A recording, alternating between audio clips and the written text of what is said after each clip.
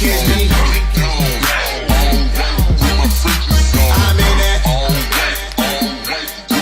I'm in that. Hey, you can catch me. You can catch me. I'm in that. I'm in that.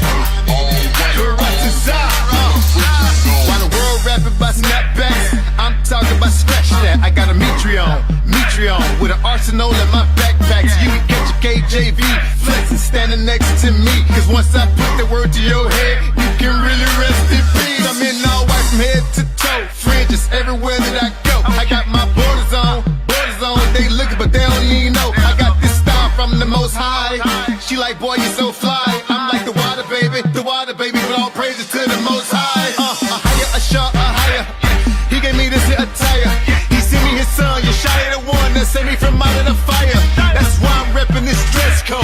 Hebrew, fresh though. From right now to the kingdom come, you can bet though. Hey, you can catch me. You can catch me. I'm in that. I'm in that. Hey, you can catch me. You can catch me. I'm in that. I'm in that. You can tell that I'm a Hebrew because I rock a Mitri. Fly young joint that I caught from Sister Riri. I used to lope with the Crips, now I'm brewing with them Hebrews.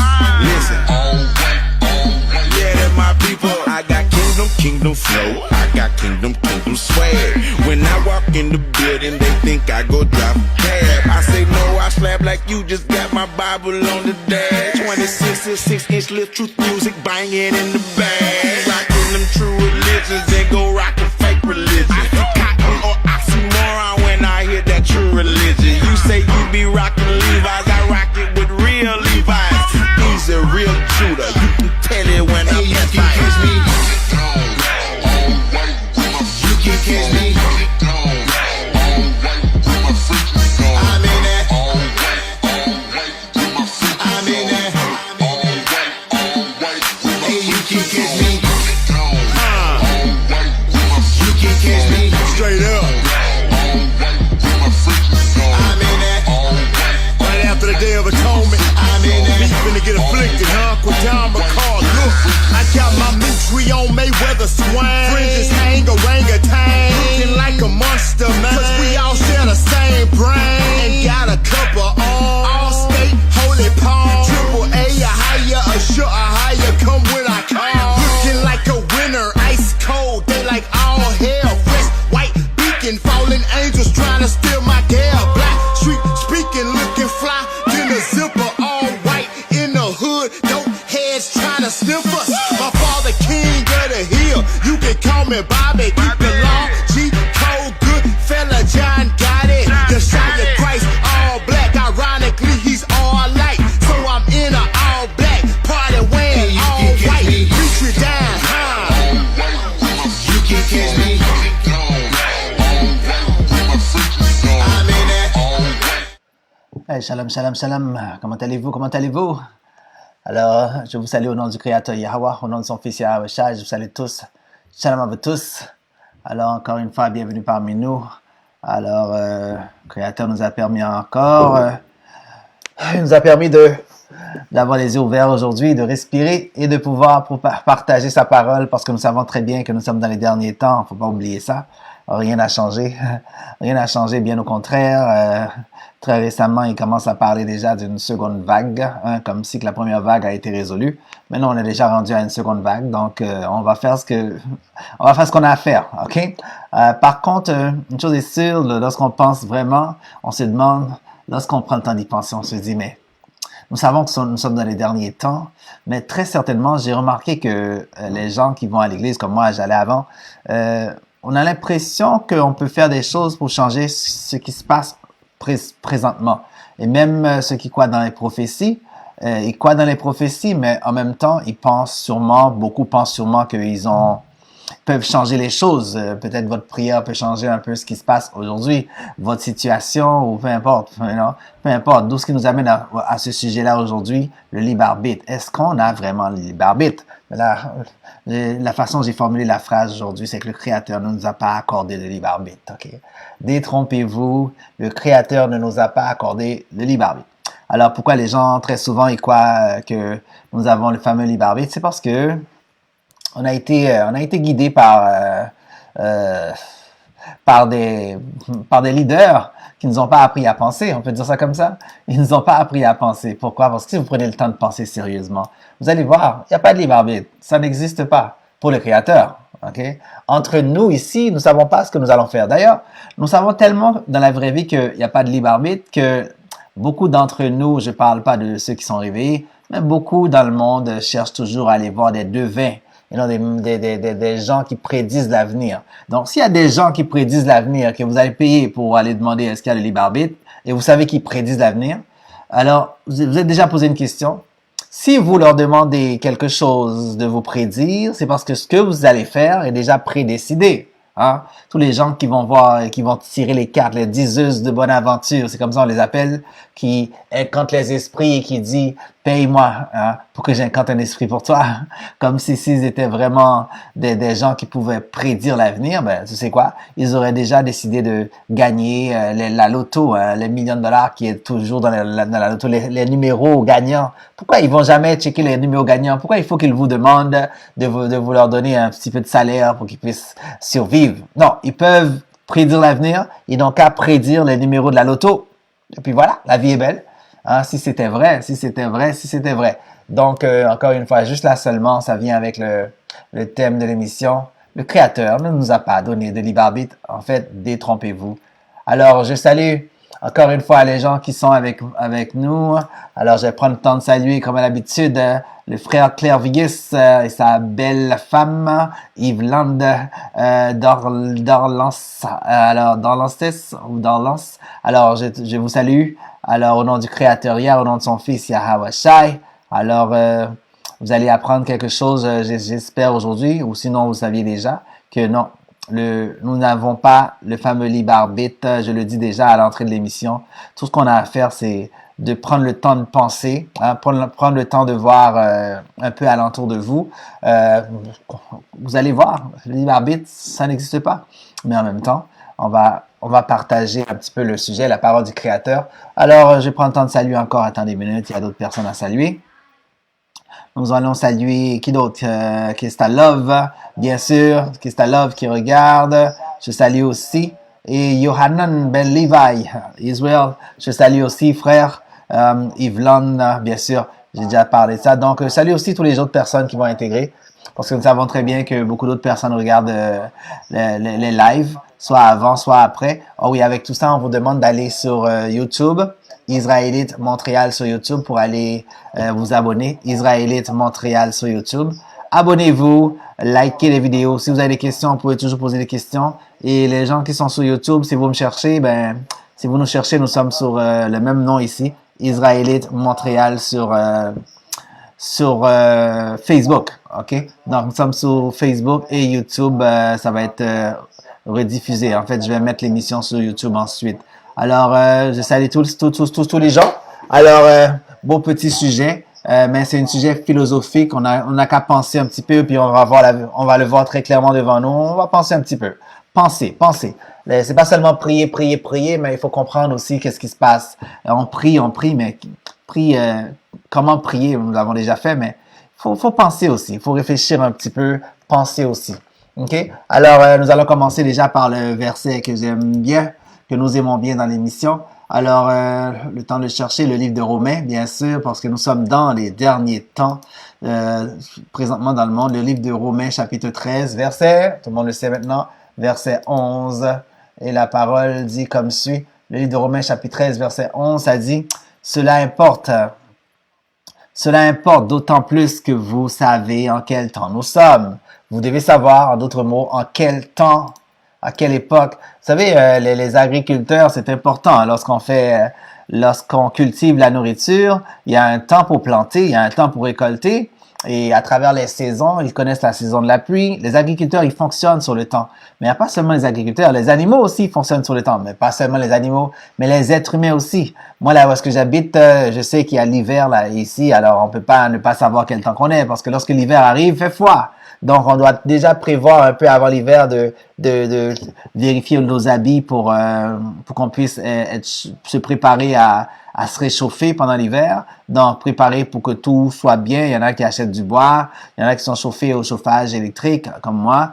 Mais quand même, nous faisons des prévoyances l'hiver et aussi les 4 autres saisons. Donc, c'est important. Nous vivons dans le temps. Nous devons savoir dans quel temps nous sommes. Et présentement, si on regarde le temps présentement, ce qui se passe dehors, si on n'est pas trop perdu, on va remarquer qu'on est dans un temps fou prophétique qu'il y a beaucoup de choses qui se passent. Nous vivons une période qu'on nous impose à marcher avec un masque pour dire qu'il y a une deuxième vague qui vient de commencer. Mais qu'est-ce qui a sonné l'alarme de la deuxième vague? On n'a aucune idée. Mais en même temps, qu'est-ce qui cause ce fameux foutu coronavirus-là? Est-ce que quelqu'un en a parlé? D'où ça vient? Alors, oui. En somme, lorsqu'on fait quelques recherches, nous avons des petits par-ci, par-là, nous avons une petite idée, mais officiellement ou officieusement, ils le disent pas officieusement. Et vous avez remarqué, on ne parle plus nécessairement de la Chine. Vous avez vu le coronavirus, c'était la Chine. Tout comme il y a d'autres épidémies qui se sont passées dans l'ancien temps, c'était encore la Chine. Il y a quelque chose qui se passe avec la Chine, très certainement. Mais nous entendons parler de rien. Le fameux deuxième vague, qu'est-ce qui se passe?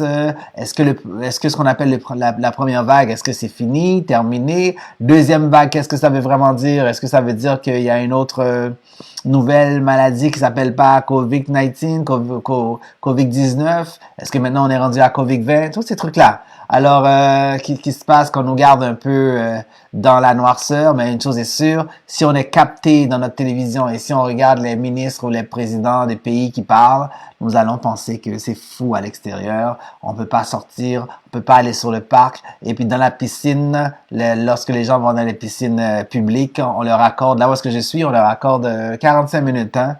45 minutes, je crois, c'est ça. Donc, qu'est-ce qui s'est passé à 44 minutes, pendant 44 minutes? Est-ce qu'ils pouvaient pas être infectés? Parce qu'ils leur accordent un certain temps limite pour rester. Donc, c'est vraiment fou. Et aussi, lorsqu'on regarde, je sors dehors, lorsque je sors, puis je regarde les mères, les mères qui doivent absolument sortir avec leur bébé.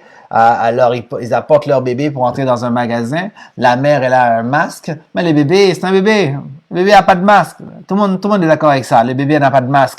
Ma question pour vous, est-ce que le bébé est immunisé? Hein? Parce que d'habitude, les bébés ils attrapent la maladie plus vite que les adultes. Hein? Mais les bébés n'ont pas de masque. OK? Mais je les ai vus dans les magasins. Puis, comme par hasard, c'est bizarre. Je vois pas beaucoup de bébés qui ont tombé, beaucoup d'enfants qui ont tombé avec le coronavirus. Mais quand même, qu'est-ce que vous voulez? Je ne dis pas que ça n'existe pas. Hein? Pas du tout.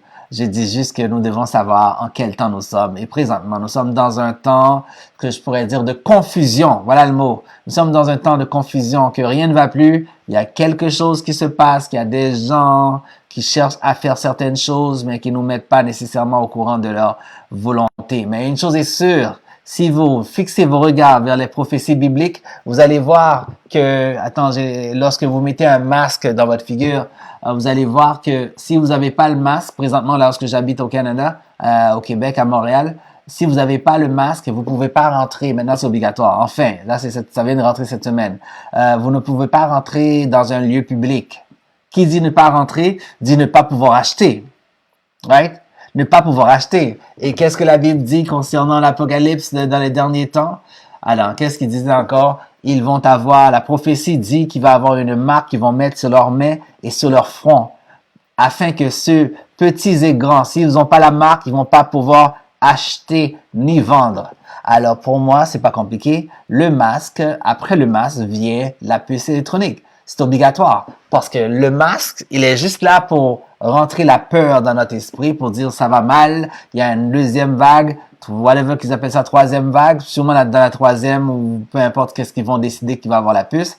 Donc, après le masque, enlever le masque, la seule façon d'enlever le masque, c'est d'être sécuritaire. Et la seule façon d'être sécuritaire, c'est d'avoir une piqûre. Et à travers cette piqûre-là, viendra certainement ce qu'on appelle leur fameuse puce dans le corps, ce qui est très nécessaire parce que ça prend une puce quelque part pour montrer que vous avez une piqûre. Comment ils vont faire pour savoir que vous avez une piqûre si vous n'avez pas quelque chose qui est marqué sur vous? De ce que la Bible parle de, ils vont mettre, petits et grands, une marque, ok, une marque dans votre corps qui va pouvoir vous permettre d'acheter et vendre. Mais si vous n'avez pas la marque, la Bible dit que vous allez être persécuté, ok, persécuté. Donc, qu'est-ce que ça veut vraiment dire? Qu'est-ce que ça veut dire? Ça veut dire que c'est une préparation. Le masque que nous mettons, très simplement, dans le temps qu'on est, c'est une préparation de la marque de la bête qui arrive. La marque de la bête. Maintenant, qu'est-ce que la bête? La bête, c'est celui qui fait la marque. Donc, le Créateur vous dit qu'il y a une nation sous cette terre qui lui appelle la bête, qui prépare une puce dans votre corps et aussi dans la tête, you know? Alors, c'est ce qu'il dit. Donc, on va pouvoir faire la marque de la bête un de ces jours pour montrer le livre d'Apocalypse, de quoi ça parle, la marque de la bête. Mais très certainement, je vous habitue déjà, je vous prépare déjà à vous dire que là où est-ce que je suis, si vous n'avez pas un masque, vous pouvez pas aller dans les magasins.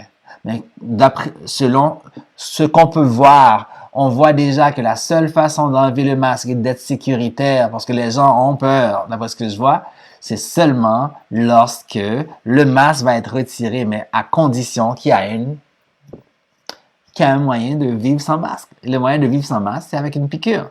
Et la piqûre viendra la puce. Alors voilà, nous sommes très proches du dernier temps. Pourquoi tout cela? C'est parce que les Hébreux israélites de la Bible sont au réveil. Les vrais enfants d'Israël, les vrais enfants de Jacob, les vrais Yashahallah, c'est comme ça on nous appelle les vrais princes du Créateur Tout-Puissant sur cette terre. Les vraies familles de sang et de sperme du Messie, du Mashiach, du Hamashiach Yahawashai, les vrais Hébreux israélites que la planète au complet a trompés pendant toutes ces années, ben voilà, ils sont là au réveil dans les derniers temps. La Bible disait vrai. Le livre d'Ézéchiel, chapitre 37, les ossements desséchés, c'était moi, c'était beaucoup d'entre vous, nous sommes les enfants d'Israël de la Bible, les Noirs, très certainement. Vous avez vu récemment le fameux frère qui s'appelle Nick Cannon, qui non seulement il avait dit que nous sommes les enfants d'Israël, il a su ça depuis des années, mais lorsque la vidéo est sortie récemment, ben, il a eu peur, il s'est excusé, mais il s'est pas excusé pour dire nous ne le sommes pas. Il s'est excusé pour d'autres choses.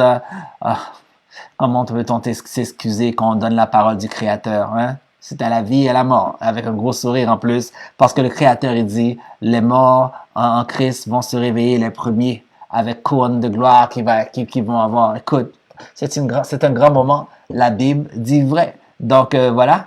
On continue à lire quelle heure, dans quel moment que nous sommes encore. Nous sommes dans un moment, dans un temps spécial où est-ce que le Créateur déploie sa force partout sur la planète et pour montrer certainement qu'il arrive. La question pour vous, avant que le Créateur détruise un royaume, qu'est-ce qu'il fait? Qu'est-ce qu'il fait le Créateur avant de détruire un royaume? Avant de passer au jugement?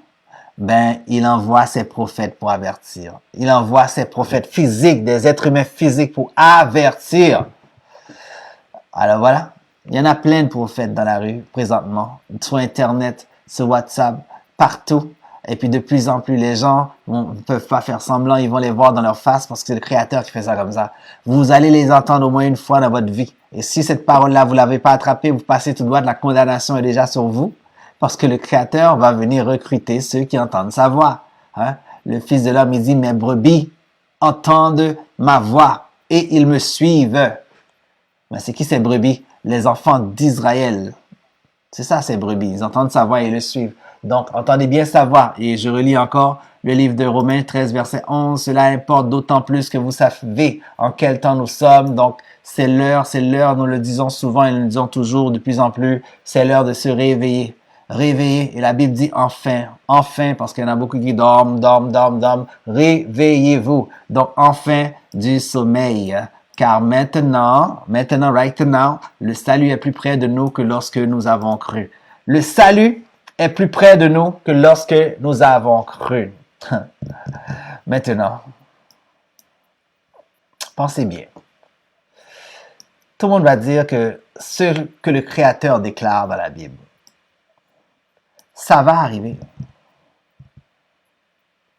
Alors, si ce qu'il déclare, ça va arriver, comment moi ou vous peut s'arranger pour pas que ça arrive?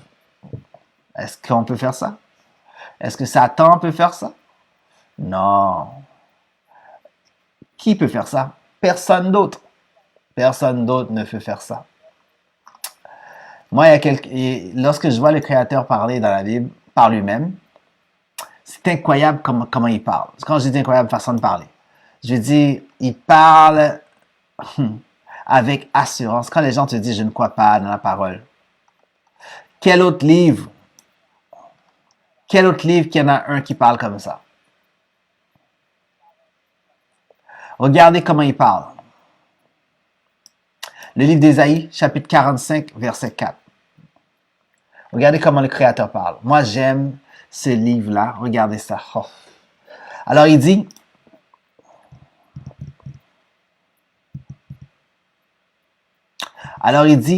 pour l'amour de mon serviteur Jacob. Là, quand il dit Jacob, il parle des 12 tribus d'Israël. Pour l'amour de mon serviteur Jacob et d'Israël, mon élu. Je t'ai appelé par ton nom. Je t'ai appelé par ton nom. Le problème, c'est que la Bible a été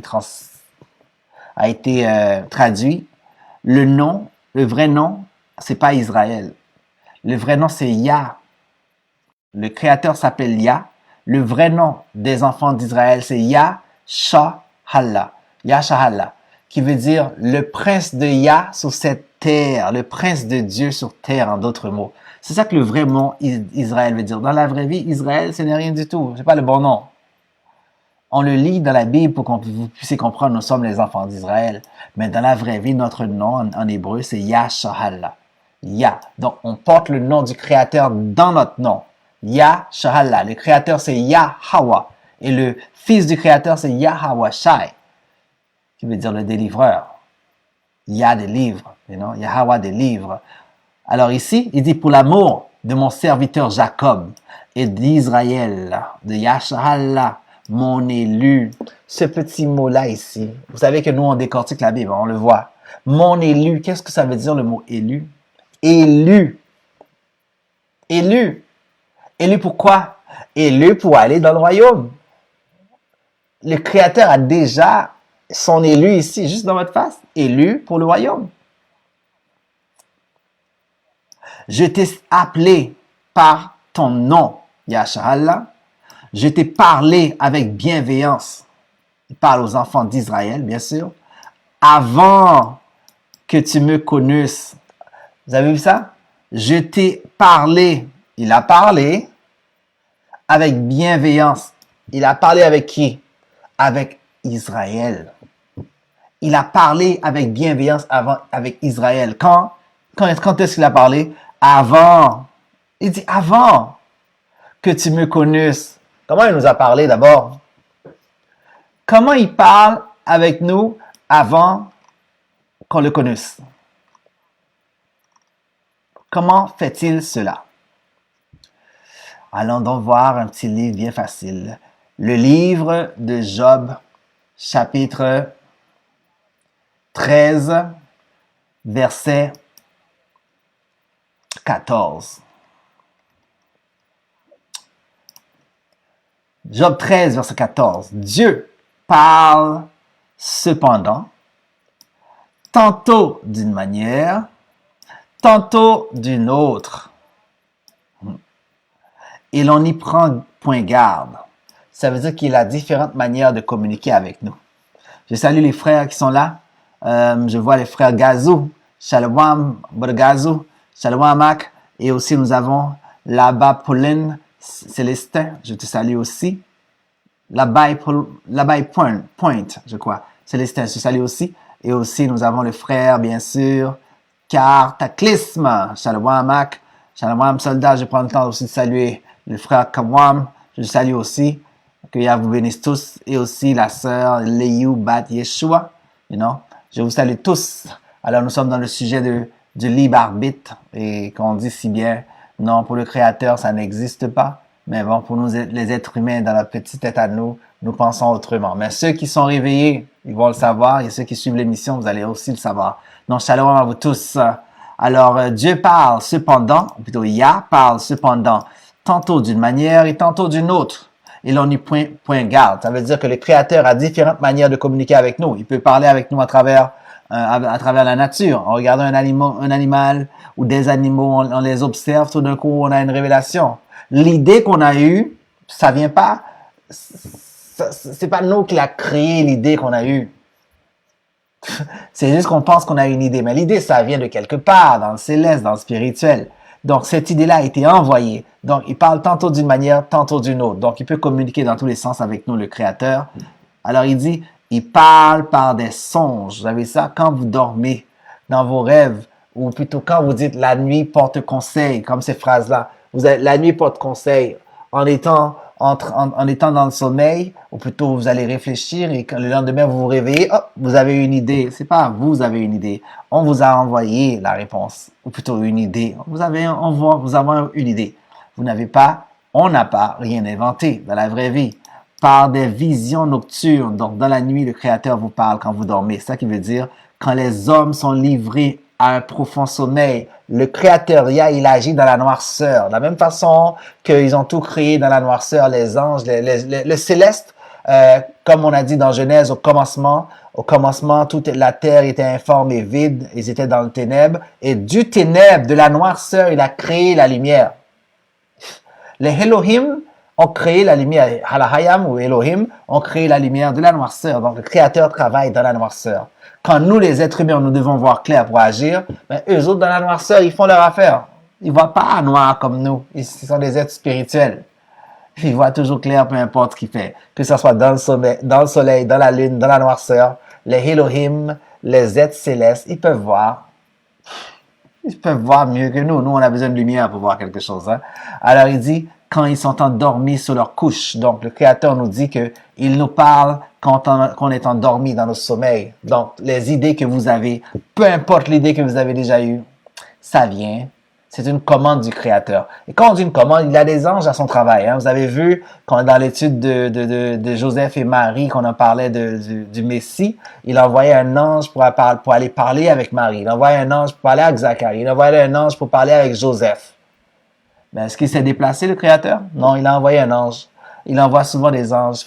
Le mot ange veut dire messager. Il envoie des messagers célestes pour aller parler avec Marie. You know, toutes sortes de messagers comme ça. Alors, très certainement ici, il dit, quand ils sont endormis sur leur couche, alors il leur donne des avertissements. C'est comme ça qu'on prend nos informations. Il leur donne des avertissements et met le sceau à ses instructions. Donc, il décide, il dit, voici ce que tu vas faire, et c'est décidé. Maintenant, travaille. Maintenant, on se lève le lendemain, on est boosté, on va aller travailler, puis voilà. On a reçu le sceau de l'instruction du Créateur. C'est comme ça qu'il nous instruit. Bon, demain, voici telle idée, ce que tu vas faire. Alors là, maintenant, tu te réveilles, tu conduis, tu vas aller au travail. Hop, tout d'un coup, tu viens d'avoir une idée géniale. J'ai une idée géniale. Tout le monde dit, oh, qu'un génie. Arrive au travail, tu as trouvé une bonne idée pour améliorer la situation de la compagnie. Non. Le Créateur vous a donné une idée. L'idée ne vient pas de nous. Il dit dans vos sommeils, il vous informe. Tout le monde sur la terre est obligé de dormir. Il y en a qui essaient de pousser pour fumer de la cocaïne. Hein? Vous prenez la cocaïne plutôt? Alors, je sais que ça garde éveillé pendant 3-4 jours. Je ne sais pas combien de jours maximum. Mais une chose est sûre, on peut prendre le temps d'attendre, compter. Vous allez dormir quand même. Vous allez dormir quand même. Parce que le Créateur, il met ça comme ça. Tout le monde est à son service dans ce sens-là. Alors ici, nous continuons de relire le livre d'Ésaïe, chapitre 45, verset 4, que j'aime bien. Il dit, « Pour l'amour de mon serviteur Jacob et de Yasharallah, Israël, mon élu, je t'ai appelé par ton nom. » Yasharallah, c'est ça le nom. « Je t'ai parlé avec bienveillance avant. Il nous a parlé avant que tu me connusses. Avant que je t'ai connu. » Ça me rappelle un bon verset là que j'aime bien. Laisse-moi voir. Attends, laisse-moi voir si je me rappelle par cœur où est-ce qu'il y a ce verset-là. Bon, je vais le trouver tout à l'heure. Ça dit, je vais le trouver tout à l'heure. Alors, on continue ici. Alors, verset 5, je suis l'Éternel. OK? Je suis l'Éternel, Yahweh, et il n'y en a point d'autre. C'est lui qui parle. Il dit hors moi, donc il n'y a point d'autre. Il n'y a pas d'autre. Quand il dit il n'y a point d'autre, il y a plein de dieux qui existent. On peut dire ça comme ça, le mot Dieu, pour que tout le monde comprenne. Mais à travers plein de dieux, il y a un seul qui a créé tout ce qui bouge. Il y a un seul qui est tout puissant, tout pouvoir sur tout ce qui bouge. Il est sous son trône, puis il regarde à droite et à gauche. Il regarde à droite et à gauche. Et quand il dit le mot à droite, il veut dire les gens qui sont positionnés à marcher avec son fils Yahweh Shai. Et quand il dit à gauche, il a mis des obstacles des obstacles pour pouvoir équilibrer. C'est un Dieu, c'est un pouvoir d'équilibre, un Dieu d'équilibre. Comme on fait le positif et le négatif, c'est lui qui a créé ça. La lumière, les ténèbres, c'est lui qui a créé ça. Alors son fils Yahweh Shai et ses anges, son armée céleste, il a créé ce côté-là. Et aussi, il a aussi créé l'autre côté qui veut dire d'autres anges qui est là pour être un peu opposé à son fils. Et ces anges-là, on peut les appeler démons, on peut les appeler Satan, tout ça. Donc oui, il les a créés, tout ça. Et ensuite, il a créé les anges que nous, on peut appeler les bons anges, pour ceux qui font les lois et les commandements. Donc le Père Céleste, lui, il est le scénariste, il est sous son trône, il regarde les bons et les mauvais. Puis sur la terre, il a créé des nations, il a dit les bons, voici, telle nation, c'est à vous. Et sur la terre, il a créé d'autres, il y a plein d'autres nations, il a dit les anges à gauche, voici vous avez le droit d'aller sur telle autre, sous ces nations-là, mais telle nation, elle est sainte. La nation sainte qu'on appelle Yahshua, Israël, personne ne peut le toucher. Seulement, il faut qu'il marche dans les lois et les règlements du Créateur. Quand Israël, nous autres, marche dans les lois et les règlements, les anges, les démons, tout ce que vous voulez là, tout ce qui se passe sur la terre, ils ne peuvent pas rentrer dans la nation d'Israël. Comme par exemple dans le livre de Job. Ils ne pouvaient pas rentrer sur Job, les anges. Hein? Ceux qui connaissent le livre de Job, qui voient que le Créateur a éprouvé Job avec Satan, ne pouvaient pas rentrer. Satan ne pouvait rien faire. Alors ici, bon, allons donc faire un tour dans Job pour aller voir un petit peu, pour rafraîchir la mémoire des gens. Juste dans Job, c'est déjà réglé notre histoire. Le livre de Job, chapitre... Bon, on va faire chapitre 1, verset 1 tout d'abord, et ensuite on descend. Job, chapitre 1, verset 1. Alors il dit, il y avait dans le pays... Okay? Il y avait dans le pays d'Uz un homme qui s'appelait Job. Voilà, nous parlons de Job ici. Et cet homme qui s'appelle Job était intègre et droit. Intègre et droit veut dire qu'il marchait dans les lois et les commandements. C'est un homme parfait, en d'autres mots, devant le Créateur.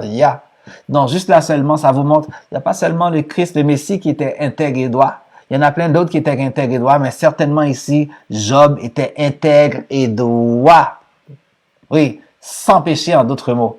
Il craignait Dieu. Alors, craignant Dieu, pour craindre le Créateur, c'est de faire ses lois et ses commandements. C'est ça que ça veut dire dans la Bible quand on vous dit « il craignait Dieu ». C'est pas avoir peur, c'est pas ça. Au contraire, lorsqu'on a peur, on fait ce que l'autre dit. Alors, le Créateur, il a dit « craindre Dieu, c'est de faire ses lois et ses commandements ». Donc, Job était intègre et droit et il faisait ses lois et les commandements de Yah. Et se détournait, vous voyez ici, se détournait du mal. Qu'est-ce que le mal? Je viens de vous dire, le Créateur a créé des anges du côté droit, il a créé des anges du côté gauche. Les anges du côté gauche, c'est l'adversaire. Lui, la job des anges du côté gauche, c'est nous ébranler, de nous donner des idées, de nous faire avoir peur, de retirer la crainte du Créateur en nous, de mettre la crainte sur eux, les anges du côté gauche. Et puis eux autres, on les appelle, nous, on a essayé de les appeler Satan, on les appelle démons, on les appelle toutes sortes de choses comme ça. Alors eux, ils prennent le pouvoir sur vous lorsque eux réussissent à vous faire oublier, lorsqu'ils réussissent à vous faire oublier que le Créateur est en contrôle de tout ce qui bouge.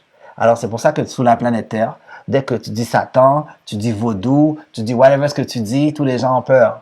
Ils ont peur. La seule raison qu'ils ont peur, c'est parce qu'ils n'ont pas compris. Et tous ceux qui ont peur, c'est parce qu'ils n'ont pas encore compris qui est-ce qui est en contrôle.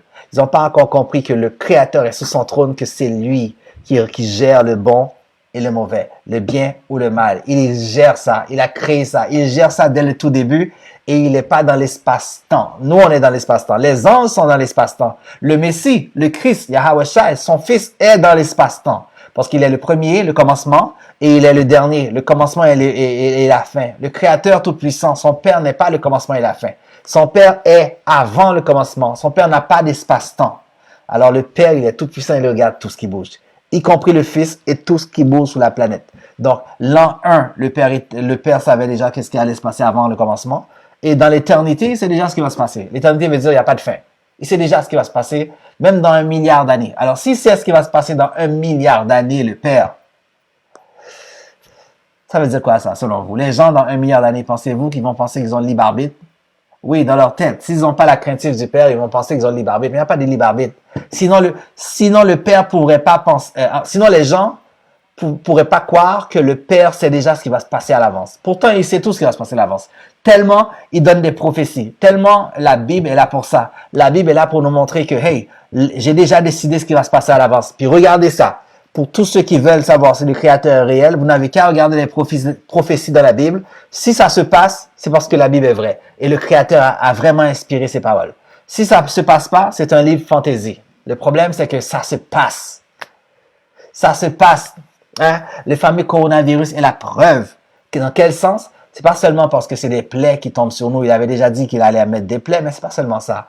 Comme je vous dis, les masques que les gens mettent, c'est la préparation officielle de la marque, de la bête qui arrive, la marque plus qui va être sur notre corps, qui va nous permettre de devoir acheter et vendre. Sans la marque, vous ne pourrez pas acheter ni vendre.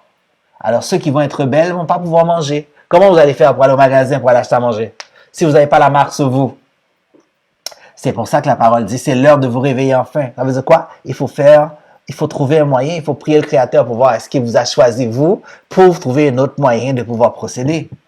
Parce que réalisez bien, si vous n'avez pas, pour ceux qui sont en confinement et puis qu'on vous demande d'avoir un masque sous votre figure, regardez bien, un peu c'est mondial en plus, un peu, regardez bien, si vous n'avez pas le masque, vous n'achetez pas. Et après le masque viendra certainement la marque, la puce.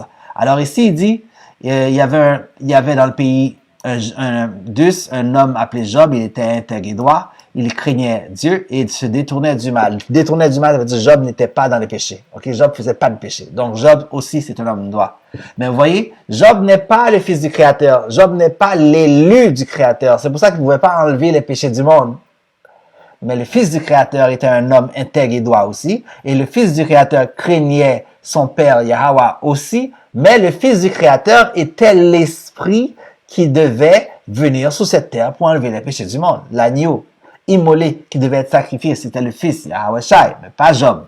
C'est pour ça que Job était juste intègre et droit. Mais en même temps, on vous a montré le pouvoir d'être intègre et droit. Il dit, donc Job a eu des fils et tout ça. On va aller plus direct encore. Verset 6. Or les fils, les fils de Dieu vinrent un jour se présenter devant l'Éternel. Et Satan, voilà Satan, ça c'est le livre de Job. Hein? Pour les gens tout de suite qui ont déjà mis dans leur tête que Satan s'était déjà rébellé contre Dieu, ou plutôt contre le Créateur Yah. Peut-être quand ils disent contre Dieu, à cause du mot Dieu n'est pas assez puissant, mais quand on dit contre Yahweh, ceux qui connaissent le vrai nom du Créateur, la vraie puissance, pensez vraiment que Satan peut se rebeller contre le Tout-Puissant? Hein? Les gens adventistes avec leur Ellen White qui racontent qu'il y a eu, je sais pas trop quoi, il y a eu une guerre, les anges se sont battus, puis il y en a d'autres qui sont tombés, qui ont couché avec la femme des hommes. Mais tout ça, c'est pour vous tromper, ok? Pas du tout. La preuve que le commencement, avant que les hommes ont été créés, qu'il n'y a pas eu de guerre, regardez avec vos deux yeux ici, nous lisons le livre, regardez ici, nous lisons le livre de Job. Attends, je vais vous montrer. Nous lisons ici le livre de Job, je le descends plus bas. Job, avez-vous ça? Le livre de Job. La prochaine fois que quelqu'un vous dit qu'il y a une guerre, Satan a rébellé et a été précipité sur la terre, alors s'il y avait une guerre, pourquoi c'est sur la terre qu'il a été précipité avec les hommes? Qu'est-ce qu'on a fait pour mériter cela? Il y a plein de planètes dans l'univers. Il aurait pu l'envoyer sur notre planète. Pourquoi c'est sur nous? Pourquoi c'est sur la terre que le Créateur aurait voulu le mettre? Premièrement. Et aussi, regardez bien, nous lisons le livre de Job.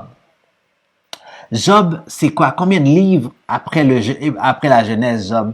Laisse-moi voir. Job, c'est 1, 2, 3, 4, laisse-moi voir, 2, 4, 5 livres, 6, 7, 8, 9, 10, 11, 12, 13, 14, 15, 16, 17, laisse-moi compter, 17 livres, ok? Après la Genèse. 17 livres après la Genèse, le livre de Job. Alors, qu'est-ce que vous pensez que ça veut dire? Ça veut dire officiellement que Job ne peut pas être, comment je pourrais dire, Satan plutôt était là, présent et parlait avec le Créateur 17 livres après la Genèse. Parce que s'il y avait un ange qui avait rébellé contre le Créateur, c'est avant Genèse.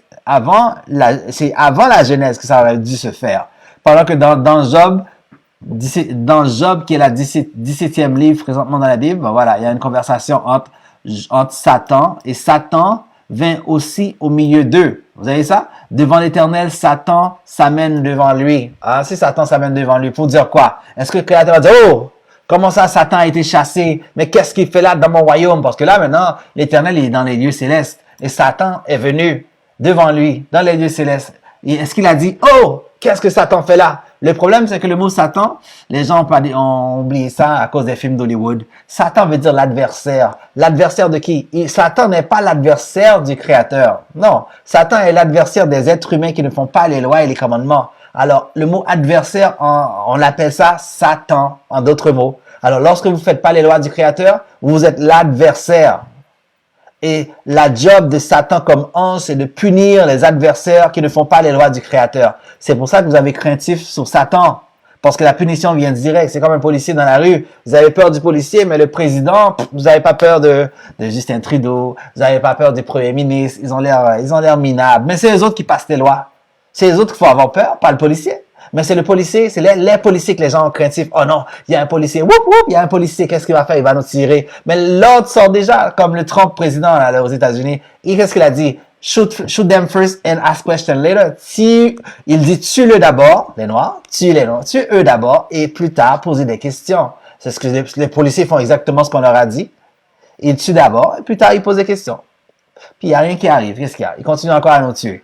Parce que l'ordre a été donné par le plus haut. Il faut craindre le plus haut, pas celui qui est devant vous dans la rue en train de donner les tickets. Satan, c'est comme celui qui donne les tickets. C'est de lui que la plupart des gens sur la planète ont peur.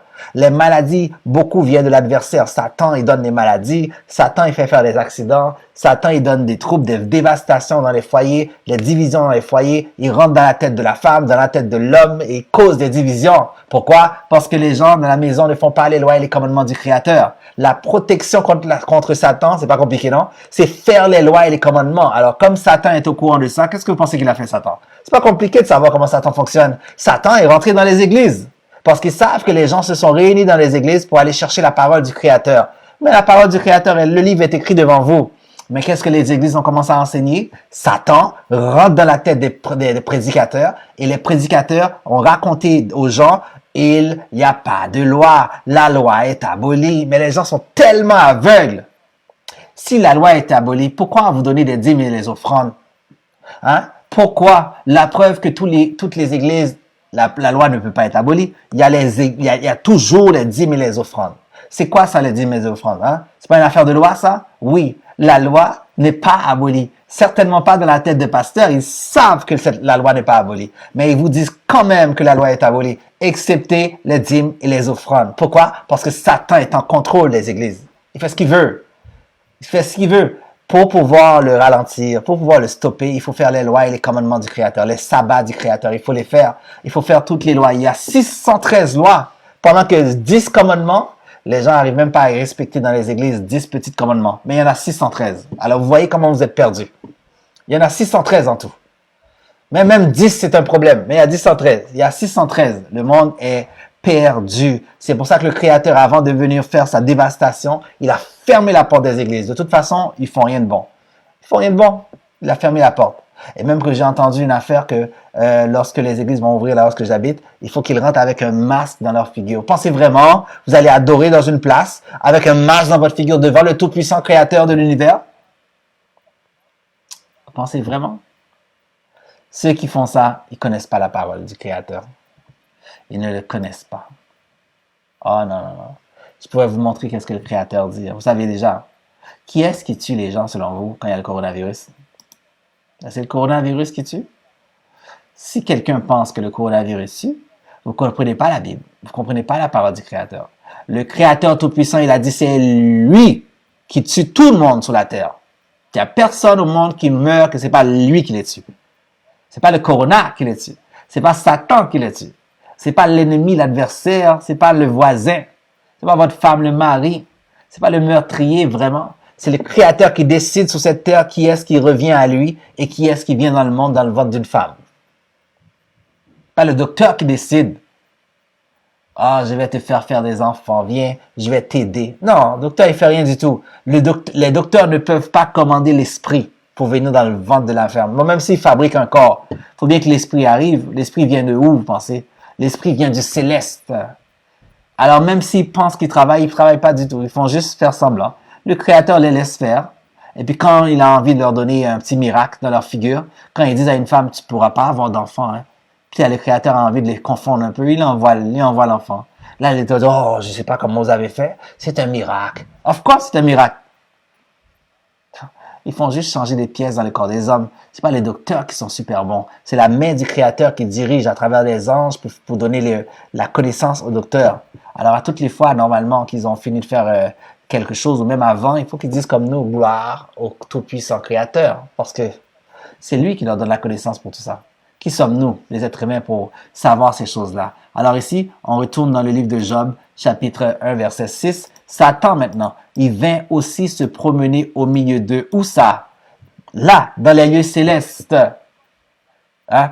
Dans les lieux célestes, Satan a été se promener. Mais qu'est-ce que le Créateur lui dit? Est-ce que le Créateur dit, oh, qu'est-ce que tu fais là, toi? Regarde ce qu'il dit plutôt. Yahweh dit à Satan. Bon, on va voir qu'est-ce qu'il a dit. D'où viens-tu? Vous avez vu ça? D'où viens-tu? Comment? Il ne savait pas? Le Tout-Puissant, si Satan a été chassé, il y a une guerre dans le ciel. Si c'était vrai qu'il y avait une guerre, quoi, il ne savait pas que Satan a été chassé dans la guerre? Non. Il n'y a pas ça qu'il a dit. D'où viens-tu? Ça veut dire qu'il n'y a pas de problème avec lui. OK? Et Satan répondit à l'Éternel. Qu'est-ce qu'il a dit? De parcourir la terre et d'y me promener. Vous avez vu ça? De parcourir la terre. Pour faire quoi selon vous lorsqu'il parcourt la terre? Il parcourt les églises chrétiennes, hein, il regarde, oh yeah, cette église-là, c'est bravo. Ils font pas les commandements, les autres.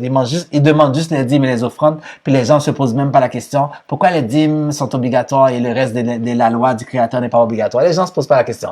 Ils aiment trop, ils sont en amour avec l'église, ils sont en amour avec leurs frères et sœurs, les pasteurs. Oh, ils vont suivre, mais ils ont oublié de poser la bonne question parce que Satan a mis ces soldats-là pour pas qu'ils connaissent la parole.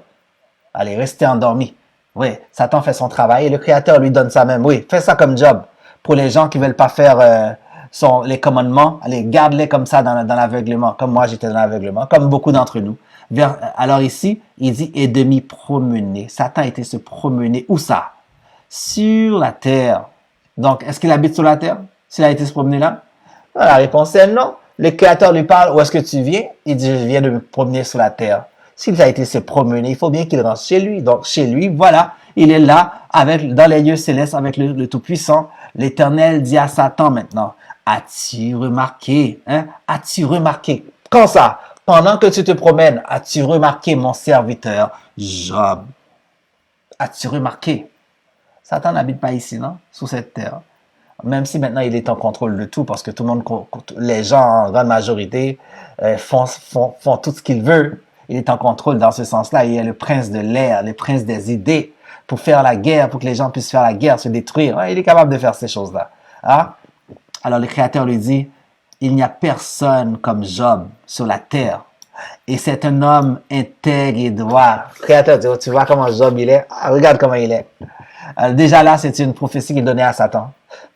Pour dire à cet ange-là qui faisait la job, pour lui dire, quand ils sont intègres et droits, quand c'est moi qui les mets intègres et droits, il n'y a rien à faire. Et en plus, il a été le testé avec un autre homme plus puissant encore que Job, parce que regarde, là, avec Job, Satan n'a pas réussi. Mais après, il y a eu un homme plus puissant dans un autre livre qui est venu, qui s'appelle le Messie, le fils du Créateur lui-même, qui était un homme intègre et droit, que Satan a été checké encore, de la même façon que Job, d'une autre manière, bien sûr, dans le désert.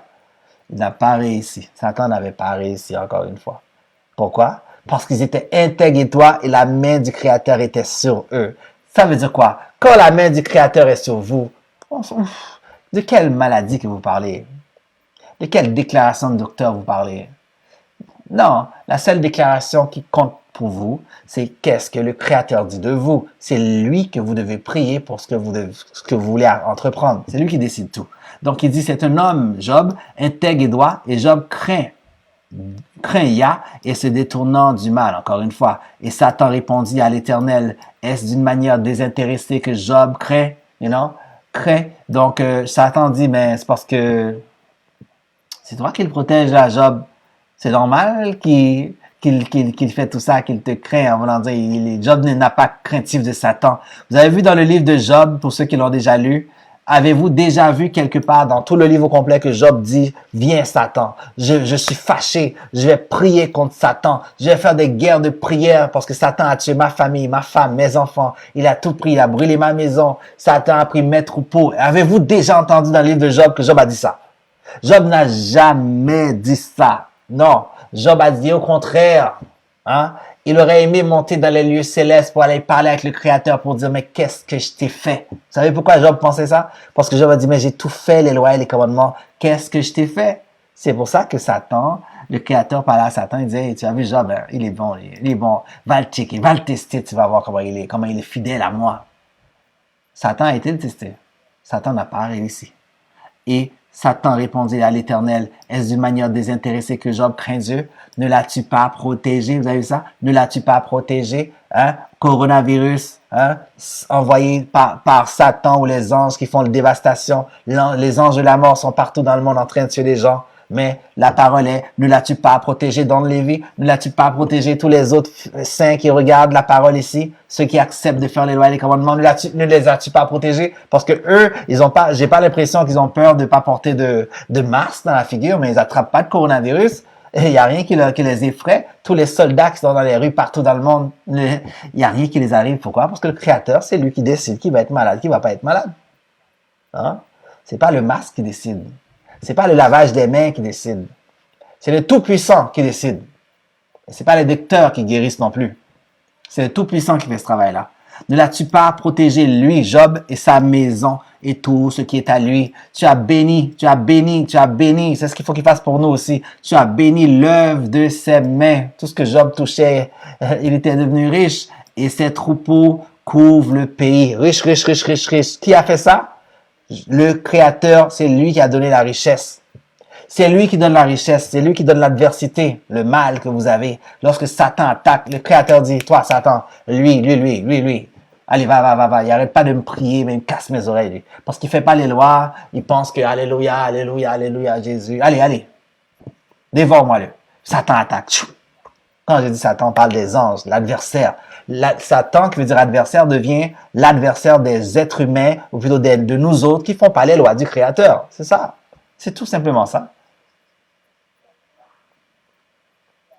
Alors, il dit ici, l'adversaire, Satan dit ici, mais étant ta mère. Vous avez vu la conversation entre Satan et le Créateur dans les lieux célestes? Il n'y a pas d'ambiguïté ici. Satan n'est pas fâché, le Créateur n'est pas fâché, ils sont pas fâchés l'un contre l'autre. Ils sont juste en train de parler à l'Éternel Satan. Il dit, mais étant ta mère, tout ce qui lui appartient. Et je suis sûr, Satan a dit, je suis sûr, certain, qu'il va te maudire en face. Ah ouais, il va faire ça? Le Créateur a dit, tu penses que si je l'enlève tout, il va me maudire? Tu penses, le Créateur, il dit sûrement dans sa tête, il dit, hey, écoute Satan, tu penses que parce que j'ai tout donné à Job, c'est pour ça qu'il me craint? C'est pour ça qu'il fait les lois et commandements? C'est pour ça qu'il est intègre? Bien au contraire, il dit à Satan, ah ok, je vais te montrer. L'Éternel dit à Satan, voici tout ce qui lui appartient. Vous avez vu ça? Voici tout ce qui lui appartient. Juste là seulement. Est-ce que c'est Job qui dit à Satan, voici tout ce qui m'appartient, viens me tester? Ou est-ce que c'est dans les lieux célestes, dans le monde spirituel, qui sont en train de décider à l'avance, voici tout ce qui appartient à Don Lévi, fais ce que tu veux. Puis Satan, il fait ce qu'il veut. Mais qui lui passe la commande? L'Éternel lui-même passe la commande à Satan. Alors, qu'est-ce que Satan fait? L'Éternel lui dit, je te le livre. Vous avez vu ça? Le je, c'est l'Éternel. Te le livre. Il livre qui? Il livre Job. Mais Job, c'est un être humain comme nous, sur la terre. Mais en haut, dans les lieux célestes, on parle de lui ici. On est en train de prendre une décision sur lui. Mais la décision, c'est pas Job qui l'a décidé. Pourquoi? Parce que la vie que Job a, la femme que Job a, les enfants que Job a, la maison que Job a, la richesse que Job a, même la crainte et les lois et les commandements que Job fait ne vient pas de Job. C'est déjà décidé par le Créateur. C'est déjà décidé par le Créateur. C'est pour ça qu'il dit à Satan, vas-y. Tu vas voir la puissance du Créateur. Parce que Satan, peut-être que Satan avait oublié, ou plutôt n'était pas sûr, comment le Créateur pouvait gérer tout. Il pensait que parce qu'il avait beaucoup de puissance, qu'il pouvait probablement faire changer d'avis à qui il veut. Alors ici, dans le livre de Job, Satan n'a jamais réussi. OK? À ébranler Job. Et aussi, lorsque le Messie, par exemple, un autre exemple, est venu, lorsque Satan lui a offert les royaumes, à condition qu'il se met à genoux devant lui, Satan n'a pas réussi non plus devant le Messie. Et il y en a d'autres encore que Satan ne réussit pas. Et maintenant, certainement, dans les derniers temps que nous vivons sous cette terre, le réveil des enfants d'Israël, la bonne nouvelle est, les soldats qui vont se réveiller, Satan ne réussira pas non plus. Pourquoi? Parce que c'est la prophétie. Lorsque le Créateur dit quelque chose, il ordonne et les choses doivent arriver. Attends, mais... je vais chercher quelque chose pour vous.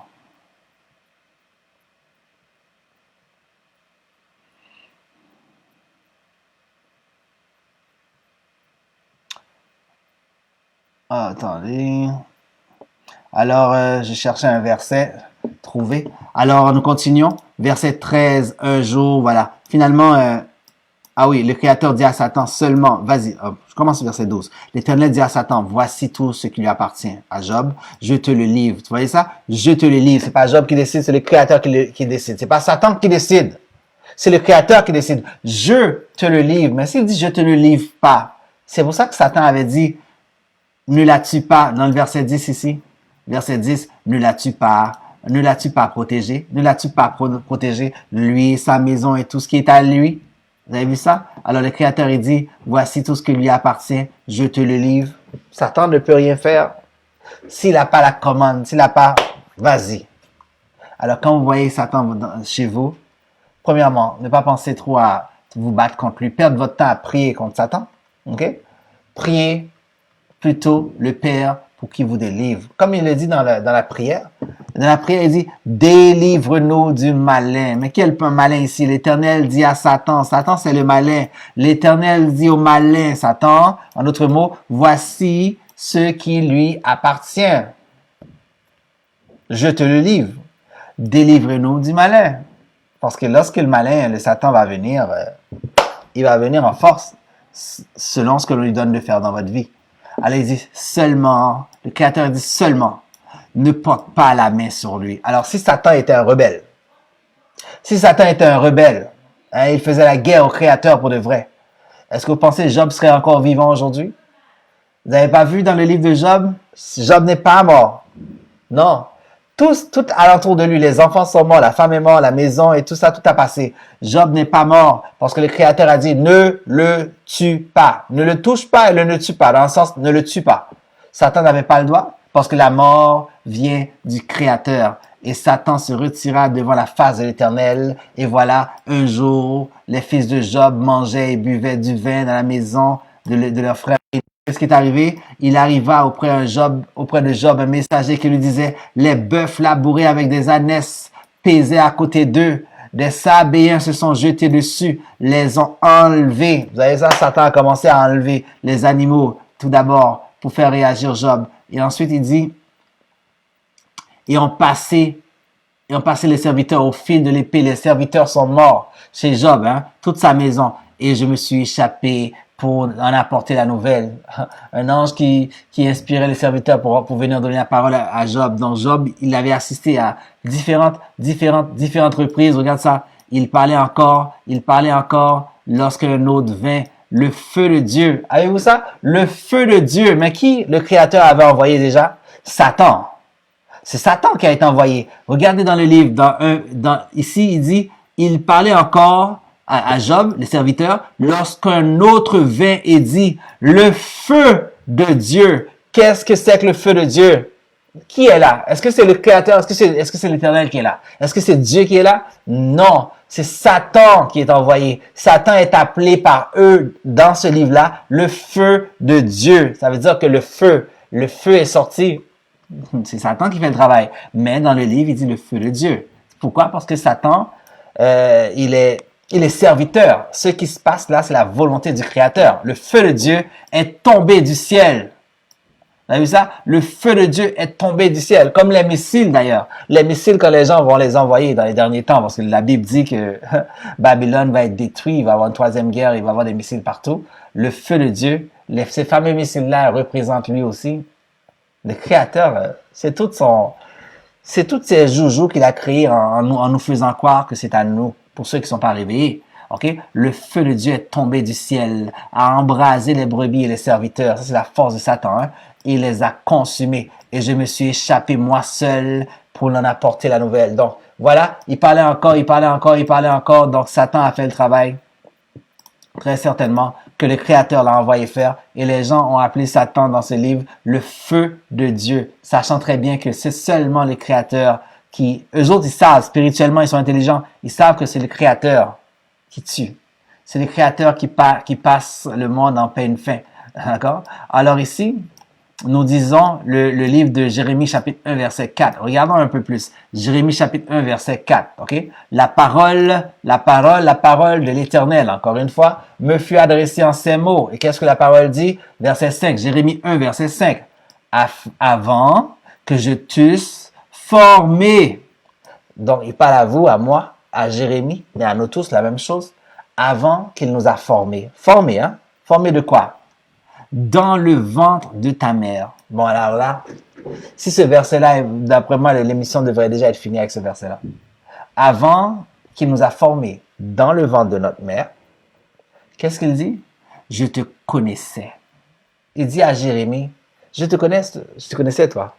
Ça veut dire que ce n'est pas ta mère qui t'a créé, qui t'a inventé. C'est ça que le Créateur veut dire. Avant même ta mère et ton père sur cette terre, tu te connaissais déjà avant. Avant même que tes parents se sont rencontrés. Ils te connaissaient déjà. Ça veut dire qu'il n'y a pas d'enfants qui viennent sur cette terre par hasard. Il n'y a pas d'hasard pour le Créateur. Peu importe ce que vous voyez, que ça soit viol ou whatever comment, ce n'est pas un hasard. Pourquoi? Parce que l'esprit ne vient pas des hommes. Même si la personne s'est fait violer, l'esprit sort du Créateur. S'ils ne veulent pas, si le Créateur ne veut pas que vous avez des enfants, vous n'allez pas en avoir des enfants. Même si vous allez voir le docteur. Même si vous faites ce que vous voulez, vous n'en aurez pas. Parce que c'est le Créateur qui décide d'envoyer son esprit dans le ventre. Hein? Tout comme il avait fait à Rebecca, dans le livre de Rebecca, lorsqu'il devait avoir les 2 enfants dans son ventre. Dans le livre de Genèse, chapitre 25. Rebecca a été implorée, Isaac, allez, prions pour que le Créateur me donne des enfants. Le Créateur, il avait gardé Rebecca stérile. Après avoir prié, ensuite, il a envoyé l'enfant. Les enfants, dans le ventre de Rebecca. Mais même à ça, il avait déjà prévu que ça allait se faire comme ça. Il prévoit tout, le Créateur. OK? Et je te connaissais déjà. Maintenant, s'il connaissait déjà Jérémie, avant que Jérémie soit dans le ventre de ses parents, pensez-vous vraiment qu'il sait pas c'est qui... Pensez-vous vraiment plutôt que c'est les parents qui ont eu Jérémie, qui se sont rencontrés, les parents, ils se sont aimés, les parents, comme Marie et Joseph, ils se sont tellement aimés qu'ils ont créé le Messie? Non! Ne voyez-vous pas que c'est des anges qui ont été dire à Marie, avant même que tu vas être enceinte, avant même que tu couches avec un homme, le Tout-Puissant m'a envoyé un message pour te dire que tu vas avoir un enfant et cet enfant-là va être rempli du Saint-Esprit, il va dire rempli des paroles du Créateur, cet enfant-là va être saint et cet enfant-là tu l'appelleras du nom de, bon, ils ont dit Jésus, mais c'est du nom de Yahweh Shai. Est-ce que Marie avait déjà touché Joseph? Non. Mais la décision est prise dans le divin, dans le spirituel, et maintenant, ça se fait sur cette terre. Qu'est-ce que vous êtes en train d'apprendre présentement? Toutes les décisions qui se passent sur cette terre viennent de là-haut. Tout au complet. Absolument rien qui ne vient pas de là-haut. Alors, si vous voulez rester connecté, vous sentir fort dans la vie, il faut avoir une connexion spirituelle. Comment est-on une connaissance spirituelle? Ben, c'est avec le livre de la vie, qui est la Bible. Vous le lisez, vous faites les lois, et en faisant les lois, vous cherchez sa face dans les lois et les commandements, dans les 613 lois, le plus possible, les commandements.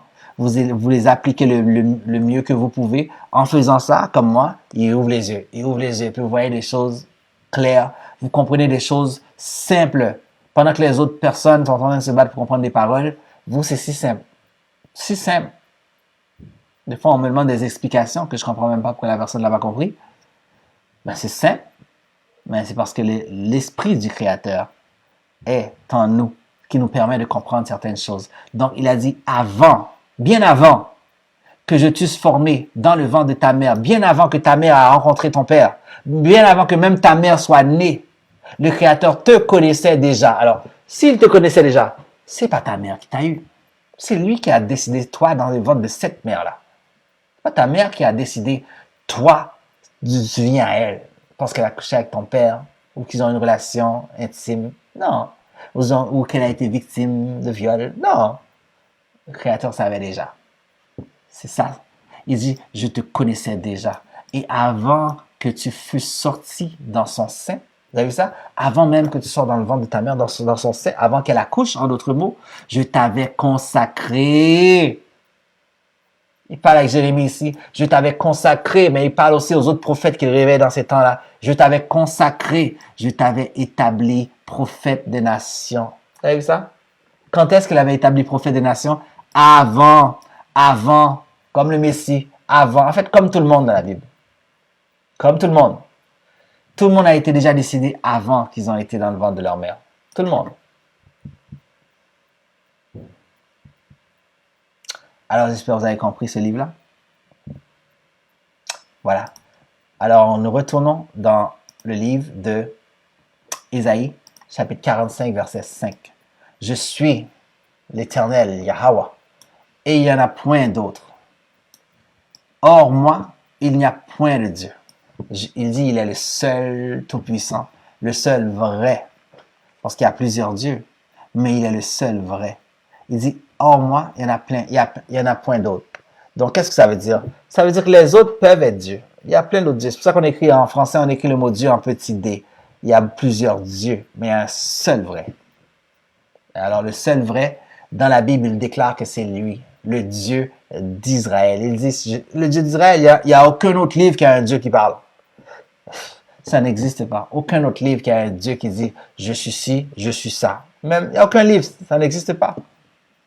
Et puis qui fait des prophéties en plus, à l'avance, 2000 années à l'avance, voici ce qui va se passer. 2000, 3000 années à l'avance, 4000 années à l'avance. Et puis c'est arrivé exactement. La Bible est extraordinaire, ok? Il dit, je suis l'Éternel et il n'y en a point d'autre. Hors moi, il n'y a point de Dieu.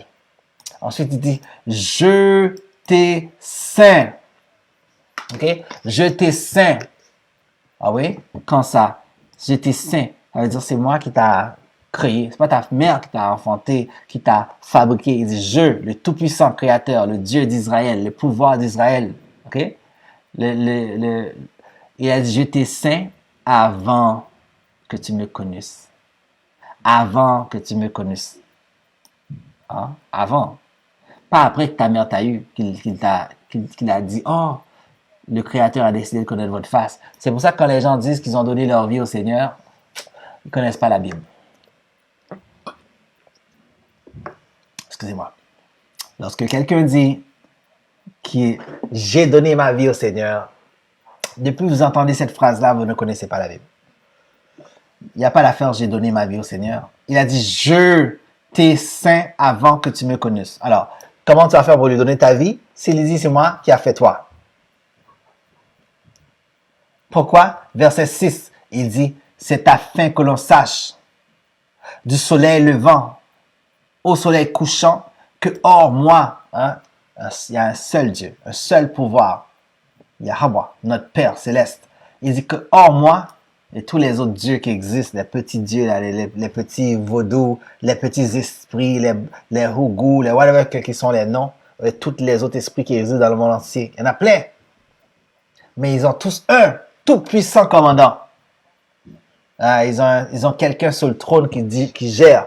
Sinon, ça serait le bordel. On serait même pas arrivé en 2020. Ça fait longtemps, ça serait fini tout ça. S'il n'y avait pas quelqu'un qui était en contrôle. Hein? S'il n'y avait pas un juge en contrôle pour délimiter. Or, moi, il n'y a point de Dieu. Je suis l'Éternel, Yahweh, et il n'y en a point d'autre. Verset 7, et je forme la lumière. Il dit, c'est moi qui a formé la lumière. Il dit, et je crée les ténèbres. C'est lui qui a créé les ténèbres, la fameuse noirceur. Là, il les a créées. La lumière, pour lui, il peut le tenir dans ses mains. Et les ténèbres aussi, il peut tenir dans ses mains. Pendant que nous, les êtres humains, lorsque nous voyons pas de lumière, lorsqu'il fait noir, on s'imagine parce qu'il n'y a pas de lumière. Le Créateur a dit non, non, non, non. Lui, pour eux, pour les anges, pour les Elohim, la lumière il le tient dans leurs mains. La lumière, ils peuvent le tenir comme ça. Et la noirceur, ils peuvent le tenir comme ça. C'est deux choses séparées pour eux autres. Pour nous, on pense d'autres choses. Nous, on pense que c'est l'absence de la lumière qui crée la noirceur. Non, pas pour le Créateur. Je forme la lumière et je crée les ténèbres et je donne la prospérité. C'est pas le pasteur qui donne la prospérité. Hein? Pour ceux qui croient dans les églises, non. C'est le Créateur Tout-Puissant qu'il faut demander prospérité. Et comment ça? Vous avez de l'argent dans votre main. Pensez vraiment comme il faut. Vous avez de l'argent dans votre main. Prenez l'argent, vous allez bénir le pasteur. Comme ça, ils appellent ça. Puis en bénissant votre pasteur, vous pensez que le Créateur, lui, ça lui fait quelque chose? Non. Parce qu'il a déjà dit à qui donner l'argent. Il faut donner l'argent aux Lévites. Allez chercher un Lévite, ok? Un sacrificateur Lévite. Sauf qu'en 2020, vous n'allez pas les trouver. Alors, quand vous faites ce move-là, allez donner l'argent, tout votre argent, ça, c'est votre move à vous. Votre geste à vous. Le Créateur ne vous a pas commandé ça. Ça, c'est les choses des hommes. Il dit, je forme la lumière et je crée les ténèbres. Je donne la prospérité et je crée. Regarde ça. Je crée. Je crée. C'est lui qui est créé. Qu'est-ce qu'il a créé encore? L'adversité. Le mot adversité veut dire quoi? Satan. L'adversaire. Satan, c'est l'adversaire. Il a créé Satan. Alors, quand vous avez de l'adversité dans votre vie, vous avez Satan qui vous entoure. Le Créateur dit, c'est moi qui l'ai créé. Alors, qui vous pensez qu'il est en train de vous éprouver? Comment vous dites encore dans la prière, notre Père, ne nous soumets pas à la tentation. Qu'est-ce qui amène la tentation? Satan, l'adversaire. Vous dites au Créateur, ne nous soumets. Qui est-ce qui te soumet à la tentation? Le Tout-Puissant. Vous lui demandez dans la prière de ne pas te soumettre. Ça veut dire que vous savez très bien que c'est le Créateur qui doit faire ces choses. C'est pas Satan qui le fait. Et ensuite, quand vous êtes soumis, vous lui demandez, mais délivrez-nous. Délivrez-nous du mal. Hein? Qui peut vous délivrer? Quand l'adversaire, quand vous êtes soumis à la tentation, vous rentrez dans la tentation, dans la prostitution, dans tout ce qui ne va pas. Et puis là, maintenant, tout d'un coup, Satan est dans votre monde. Là, il vous dit, vous ne pouvez pas sortir. Vous êtes dans les Illuminati, il n'y a pas moyen de s'en sortir. Non. Il n'y a pas moyen de s'en sortir. Nick Cannon, il n'y a pas moyen. Tu restes là. Michael Jackson, il n'y a pas moyen. Bill Cosby, il n'y a pas moyen de s'en sortir. Oprah, il n'y en a pas moyen. Vous restez là. C'est ça que Satan, l'adversaire, il dit. Sauf que, lorsque vous mettez votre esprit vers le Créateur Tout-Puissant, vers le Père Céleste, lui, il dit, moi, l'Éternel, je fais toutes ces choses. C'est moi qui fais ça. Il fait quoi? Il crée l'adversité. Man.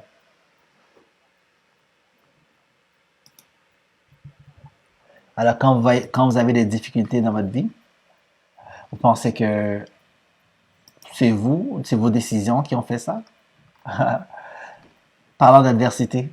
Quelle adversité qui existe présentement sous cette terre? Présentement, quelque chose de très chaud. On parle du coronavirus. Pour vous aider un peu, on parle du coronavirus. Regarde ce que le Créateur a dit, ok? Pour ceux qui ont... Attends, ceux qui ont peur un peu.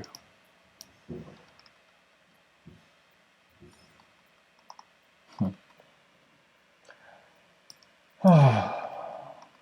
Il y a plein de phrases extraordinaires. Regarde ça.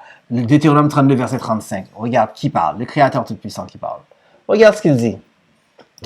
Il dit, Deutéronome chapitre 32, verset 35. Il dit, à moi. Hein? À moi. C'est qui le moi? Le Tout-Puissant. À moi la vengeance et la rétribution. On entend souvent les gens le dire, mais c'est pas à nous, c'est à lui. Ça veut dire que peu importe la vengeance que vous voyez, c'est lui qui gère ça. Quand leur pied chancellera, car il y a un jour spécifique pour lui, de leur malheur est proche. Hein? Le jour de leur malheur est proche. Ça veut dire quoi? Il sait déjà qu'il y a un jour qui arrive qui va avoir un malheur. Leur malheur qui va être proche. Pourquoi? Parce qu'il a décidé ça. Maintenant, quand est-ce que ce jour-là va arriver? Personne ne le sait. Ni même le Fils ne le sait. Ni même les anges ne le savent pas. Mais on a des signes qui nous montrent que voici le jour du malheur est proche. Et aujourd'hui, pendant que je vous parle, le signe du malheur est proche. Vous voyez les virus dehors? Vous voyez les bruits de guerre, les marchés mondiaux qui sont en train de s'ébranler? Le jour du malheur est arrivé très, très proche. Nous sommes à la porte presque. Il est minuit moins une à peu près. Après, il dit, et ceux qui les attendent ne tardera pas.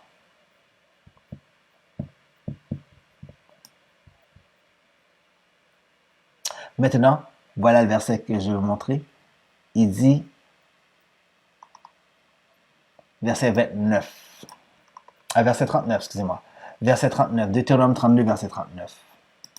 Sachez donc que c'est moi, c'est moi, il le signe, c'est moi qui suis Dieu. C'est moi qui suis Dieu. Il dit, et il n'y en a point de Dieu près de moi. Qu'est-ce que ça veut dire? Il y a d'autres dieux qui existent, mais ils ne sont pas près de lui. Il ne s'assoit pas à côté de lui pour décider qu'est-ce que nous allons faire dans le conseil. Bon, ici, nous faisons comme les Nations Unies. On met tous les dieux réunis ensemble dans les lieux célestes où on décide. Non, non, non. Il n'y a pas d'autres qui décident. Il y a seulement lui. C'est ça qu'il veut dire. Il y a seulement lui qui décide. Ensuite, il dit, regardez avec vos deux yeux, les gens. Les gens qui ont peur du coronavirus. C'est pas le coronavirus qu'il faut avoir peur. Il dit, je fais vivre. Vous avez vu ça? Le Tout-Puissant, c'est lui qui donne la vie. C'est pas les docteurs qui donnent la vie. C'est pas victime du viol, le vieux violeur qui vous a violé, que vous aimez pas du tout. C'est sûr qu'il va aimer ça. Personne n'aimerait ça. Mais la vie qui est venue en vous ne vient pas de lui. Même si c'est lui qui vous a violé. Pourquoi? Parce que l'esprit vient du Créateur. Et je fais mourir. Vous avez vu ça? Je fais mourir. Je fais mourir. Je blesse et je guéris. Coronavirus, deuxième phase, c'est ça? Troisième phase, quatrième phase, les gens tombent. Moi, je vous garantis, sans aucun doute, que les anges de la mort du côté gauche du Créateur sont là. On leur a donné une mission à faire. Le deuxième vague, c'est la deuxième vague pour moi. Nous, sous la terre, on appelle ça deuxième vague. Mais moi, j'appelle ça deuxième vague céleste. La mission, si jamais il y a une deuxième vague, c'est la mission du Créateur. Vous dit, allez, continue. Ne leur laisse pas de répit dans ces derniers temps. Parce que les choses ne vont pas pour s'arranger. Les choses vont pour s'accélérer et en trébuchant, en tribulation. La Bible prévoit une tribulation dans la fin des temps. Alors c'est pour ça que vous voyez ces choses. N'attendez pas le meilleur. Non, attendez le pire à la place. Parce que c'est le pire qui arrive vers nous présentement. Parce que nous sommes à la fin. Juste préparez-vous. Faites les plans. Demande au Créateur des plans. Comme moi, je lui demande des plans. Puis si il vous permet d'exécuter les plans, d'ailleurs, il déclare dans la Bible que ces brebis vont vivre. Ces brebis vont bien manger dans la tribulation. Ces brebis n'auront pas de problème. Mais il y en a quelques-uns qui vont être éprouvés. Mais il y en a beaucoup qui vont être épargnés. Épargnés parce que c'est sa déclaration. Pendant que la parole dit qu'il faut avoir une puce dans la main pour pouvoir acheter. C'est ce qu'ils vont dire très bientôt. Mais ces élus n'ont pas de puce dans la main. Ils vont manger. Comment ils vont faire? Il est déjà en train de préparer dans l'esprit les gens qui sont en train de travailler à travers l'esprit pour pouvoir être indépendants du royaume qu'on vit présentement. Parce que le royaume qu'on vit présentement, il va nous demander très certainement, après le masque, la puce. Si on n'a pas la puce pour nous marquer qu'on a été vacciné, vous ne pouvez pas acheter. Donc, vous allez crever de faim et aller en prison et même mourir. Parce que les autres personnes vont avoir peur de vous. Ils vont devoir vouloir vous exterminer pour pas que vous les contaminez. Parce qu'on a rentré la peur dans la tête. Et cette peur-là, c'est Satan lui-même qui fait ça. Mais en d'autres mots, vu qu'ils ne font pas les lois et les commandements, ils ne sont pas spirituels, ben ils vont tous vous voir, vous qui sommes des hommes spirituels, ils vont me voir moi, étant un homme spirituel, comme le fait que j'ai pas une puce, le fait que j'ai pas la marque pour pouvoir être comme eux, aller dans les magasins sans porter de masque, je vais devenir une menace, et puis voilà. C'est pour ça que ça va être guerre, nation contre nation, voisin contre voisin. Les bordels arrivent.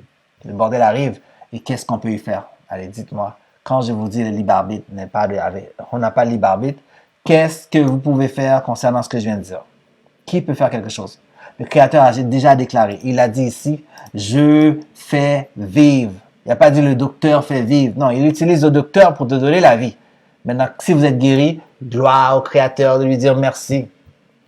Mais en même temps, il dit, et je fais mourir. Si vous mourrez, c'est pas Satan qui vous a tué. C'est pas le docteur qui vous a tué. Non. Ou plutôt qui vous a réclamé. On va dire ça comme ça. Qui vous a réclamé. Non. Le Tout-Puissant vous a réclamé à lui. Votre esprit, c'est à lui. Ça lui appartient. Je blesse et je guéris. Et personne, vous avez entendu ça? Pas un docteur, le meilleur docteur au monde, ça n'existe pas. Le meilleur docteur qui a jamais été créé. Non. Personne ne délivre de ma main. Et ce que j'aime, c'est quand il jure. Regarde comment le Créateur jure. Moi, j'aime ça, comment il fait ça. Verset 40, il dit, car je lève mes mains vers le ciel. Et je dis, je vis éternellement. Il est comme, oh, je lève mes mains vers le ciel. Ça veut dire, ce qu'il déclare, ça va arriver quand même. Il n'y a rien à faire.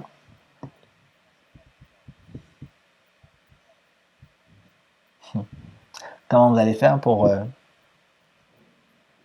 comment allons-nous faire pour éviter cela?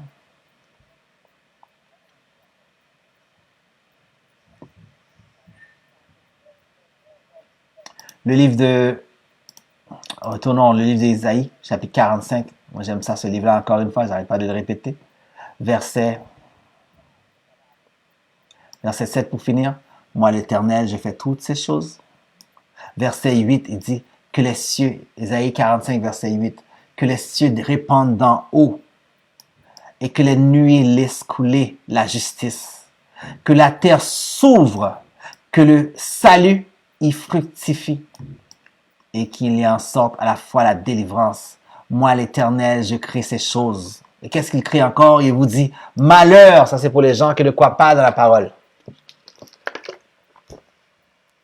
Malheur à qui conteste, et même ceux qui croient, qui font pas les lois et les commandements, même les chrétiens, les Hébreux, Israélites, peu importe qui, sur cette terre qui n'applique pas les lois et les commandements, et certainement ceux qui sont contre la parole. Malheur à ceux qui contestent avec son Créateur. Contester, non! Je l'ai eu à bête, je m'en fous, le Créateur n'existe pas, vous racontez des histoires. Il y en a qui prennent la Bible, qui jettent sur Internet, il y en a qui brûlent la Bible. Ah, vous brûlez la Bible? Il a dit malheur à qui conteste. Vous avez brûlé la Bible, hein? Il a pris note. Vous voulez juste de brûler votre vie. Mais vous allez dire, mais quand je vais mourir, à quoi ça sert? De toute façon, je vais rien sentir. Non, c'est pas comme ça que ça marche. Le Créateur va te mettre en jugement. D'accord? Le fait que vous avez brûlé le livre, qui veut dire la parole, sa parole, et sa parole qui est le Fils du Créateur lui-même, c'est lui la parole. Il va venir sur cette terre, venir juger. Et le fait que vous avez brûlé, c'est comme si vous avez mis le feu sur lui.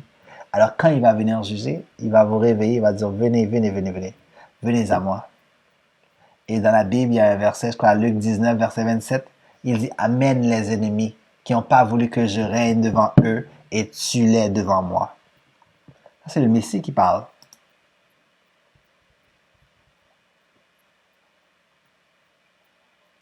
Et le Messie ne jouera pas, hein, quand il va revenir, pour ceux qui ne croient pas en lui.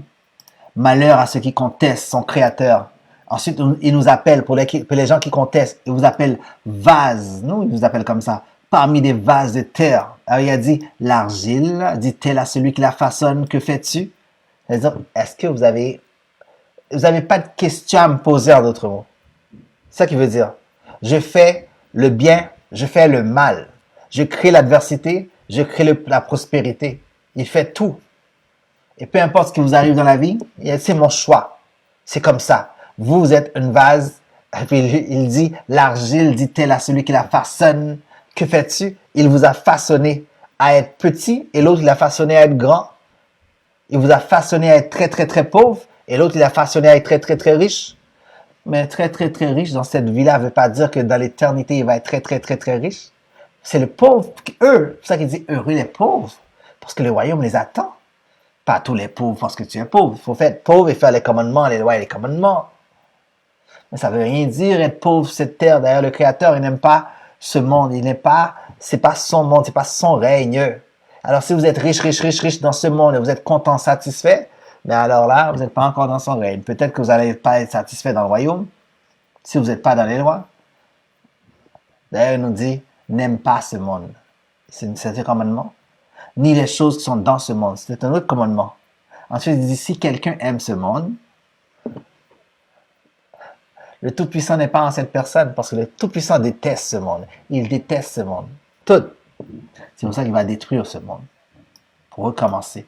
Comme dans le temps de Noé. Mais cette fois-ci, il va le faire avec le feu. Maintenant qu'on a déjà dit ça, et les gens, vous avez déjà entendu ça, et c'est écrit qu'il va détruire la planète avec le feu. Pas la planète, mais une bonne partie avec du feu.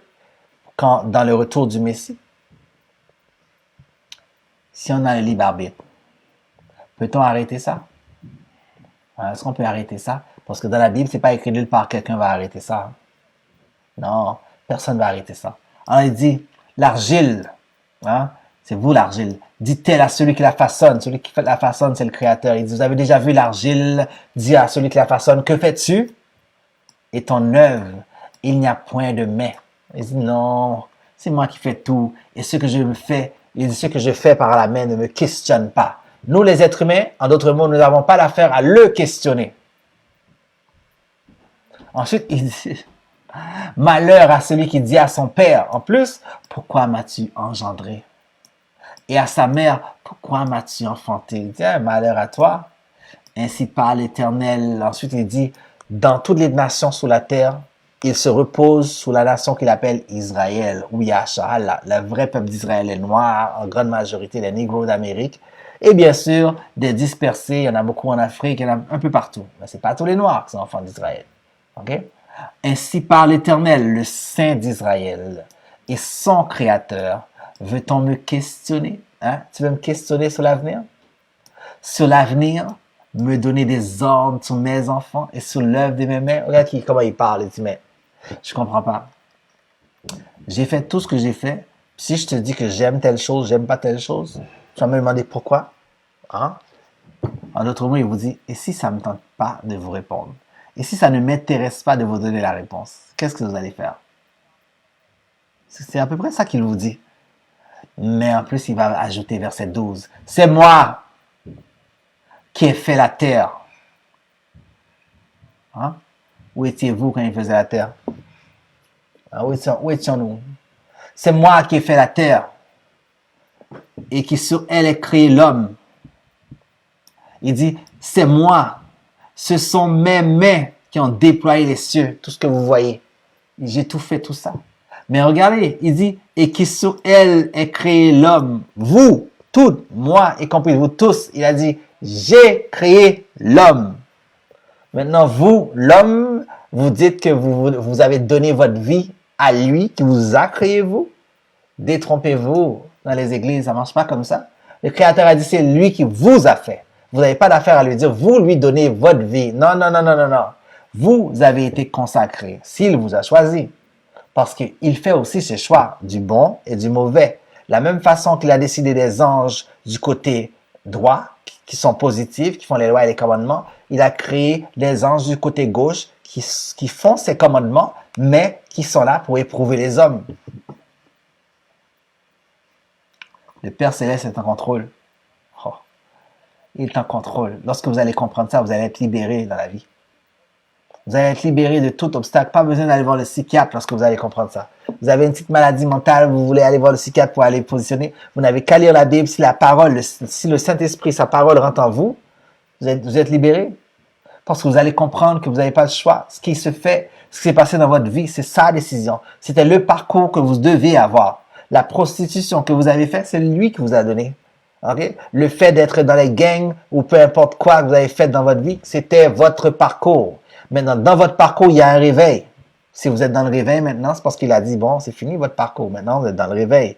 Alors là, il déclare que les choses anciennes sont passées. Voici toutes choses sont devenues nouvelles. Là, il vous fait une nouvelle créature à ses yeux. Maintenant, vous marchez comme moi dans les lois et les règlements. Et ce qui s'est passé avant, c'est du passé. Il ne le voit plus. C'est moi, il dit. Ce sont mes mains, hein, mes mains qui ont déployé les cieux. Et c'est moi qui ai disposé toute leur armée.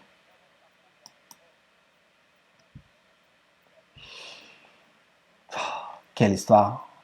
Nous allons aller dans le livre de Proverbes. Proverbes chapitre... Oh, j'aime ce livre-là. Proverbe chapitre 20. Comme je vous dis, pour ceux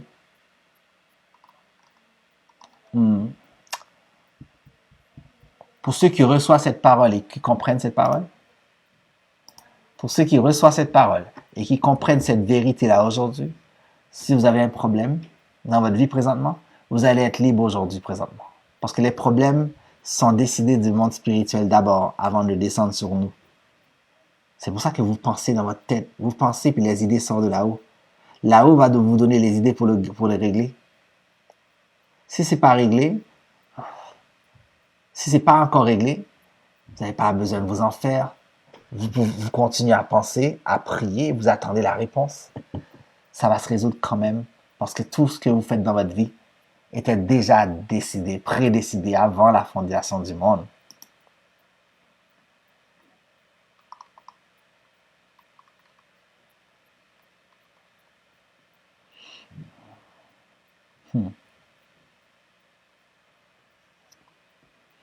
Attendez une minute. Alors ici, nous lisons le livre de Proverbes, chapitre 20, verset 24. Regardez ça ici, verset 24. Proverbe 20, verset 24.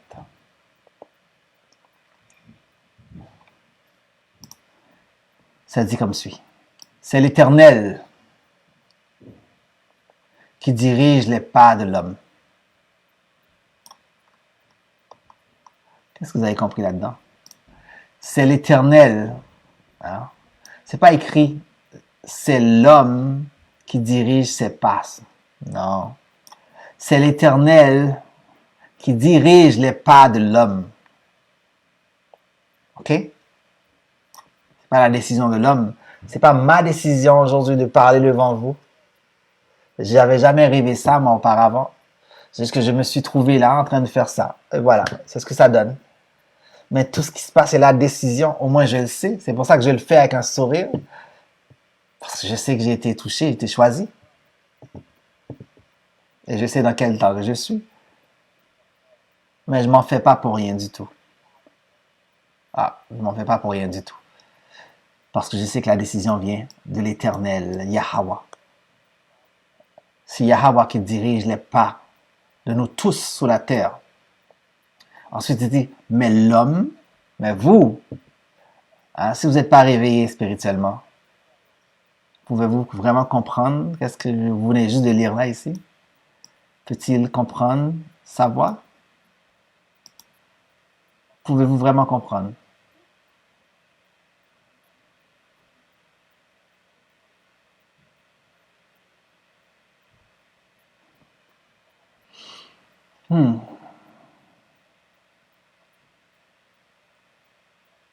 Alors ici, on retourne dans le livre d'Ésaïe, encore. Regardez qu'est-ce qu'il dit dans le livre. Ésaïe, chapitre 45, verset 21. Il dit, déclarez-le.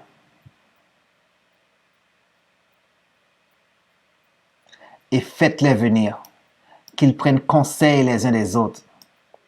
Qui a prédit, qui a prédit ces choses dès le commencement. Qui a prédit ces choses dès le commencement. Le Créateur, il vous dit, il a prédit tout ce qui va se passer dès le commencement. Et depuis longtemps, les a annoncés. Qui est-ce qui a fait ça? Qui est-ce qui dit, je sais tout, moi, à l'avance?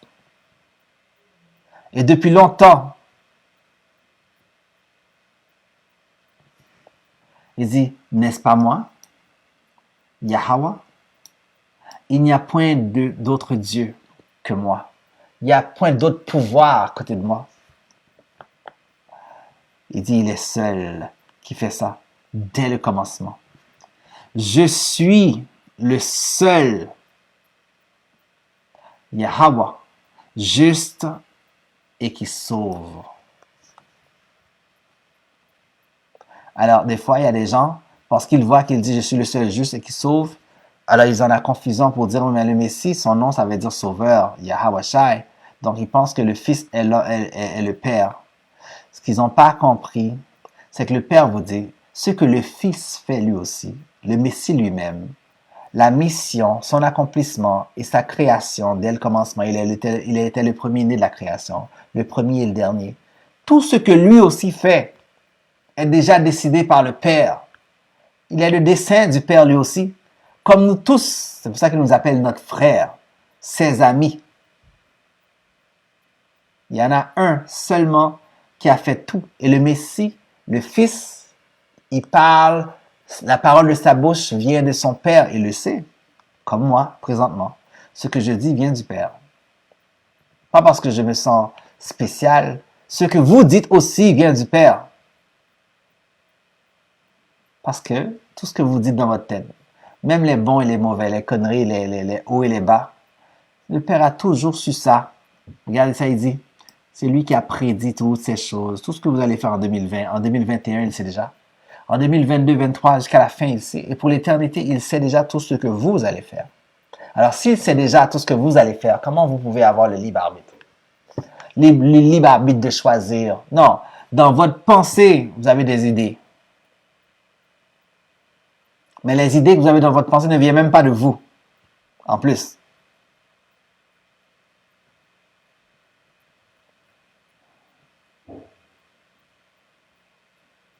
Attendez.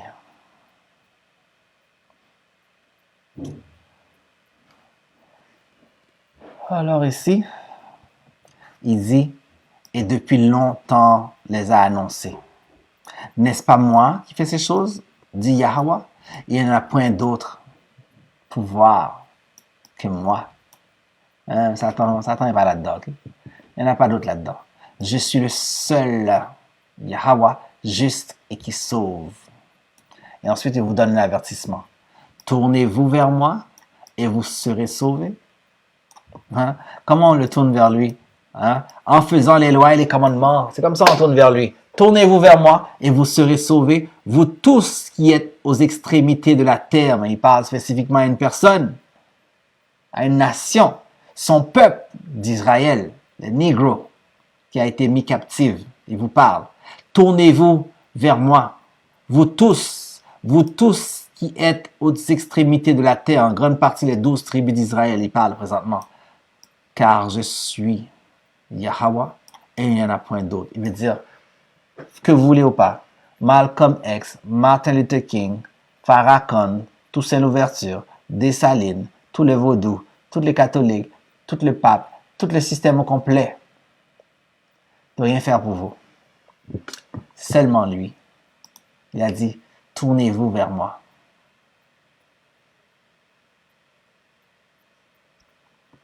Et il va l'exaucer. Regardez dans ce livre-là maintenant. Le livre d'Ésaïe, chapitre 46. Ah, attendez. Le livre d'Ésaïe, chapitre 46, verset 10. Ésaïe 46, verset 10. Le sujet, c'est de savoir est-ce que vous avez le libre arbitre. Hein?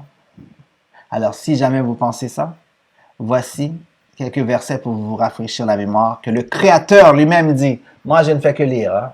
C'est tout. Ouais, je ne fais que lire. Il dit, j'annonce dès le commencement. Comprenez bien. Il annonce dès le commencement. Quand est-ce le commencement? On est en 2020, après le Messie.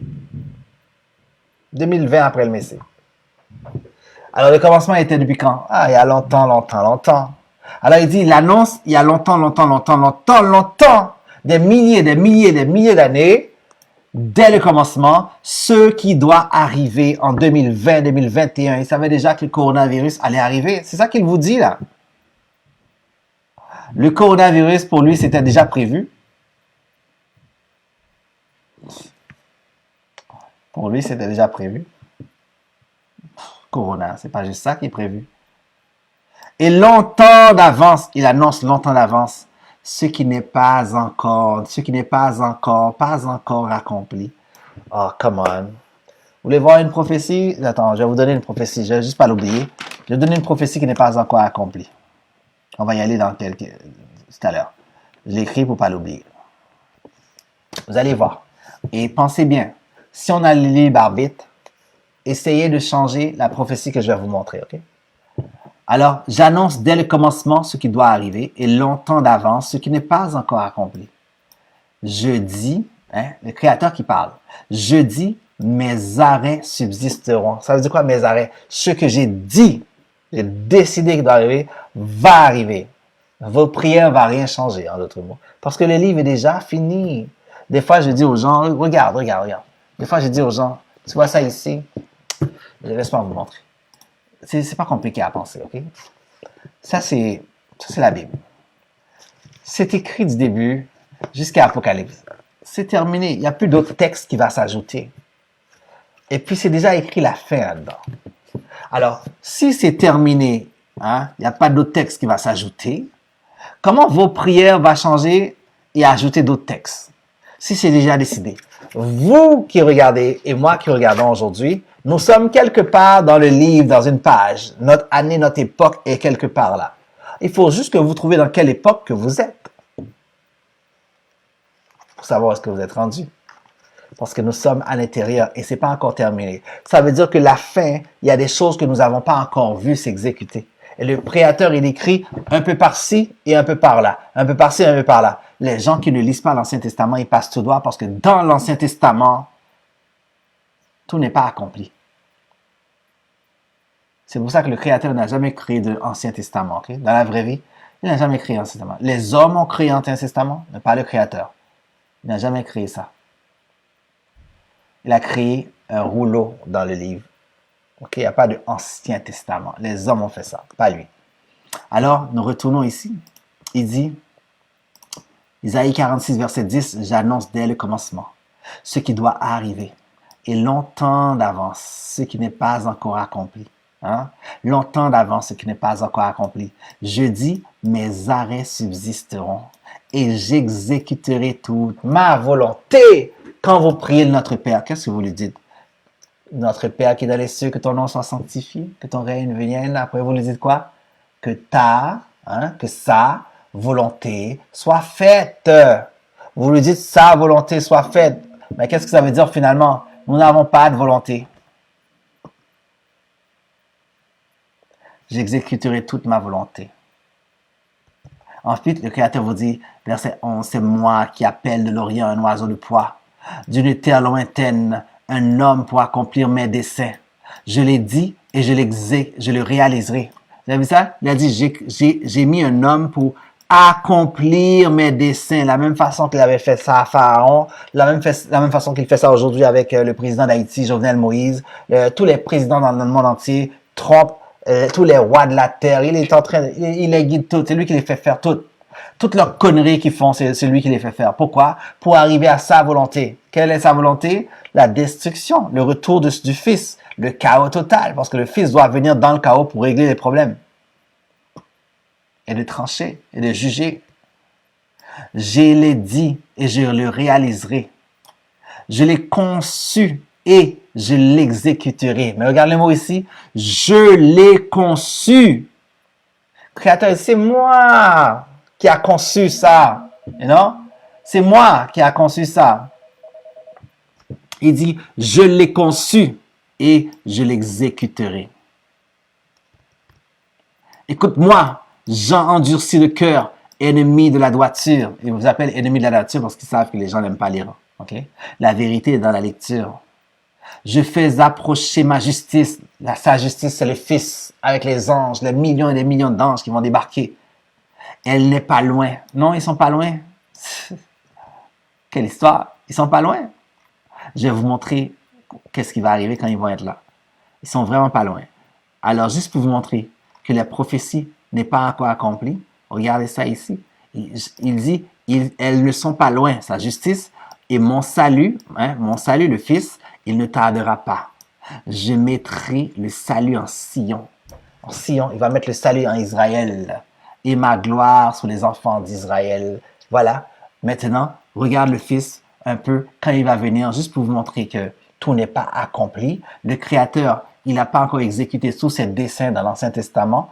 Juste pour dire que dans l'Ancien Testament, il y a plein de prophéties qui ne sont pas encore accomplies. Et cette prophétie-là, je vous dis, si vous avez le libre arbitre, essayez de changer cette prophétie-là. Regarde qu'est-ce que ça dit. La prophétie de Ésaïe, chapitre 66, verset 15.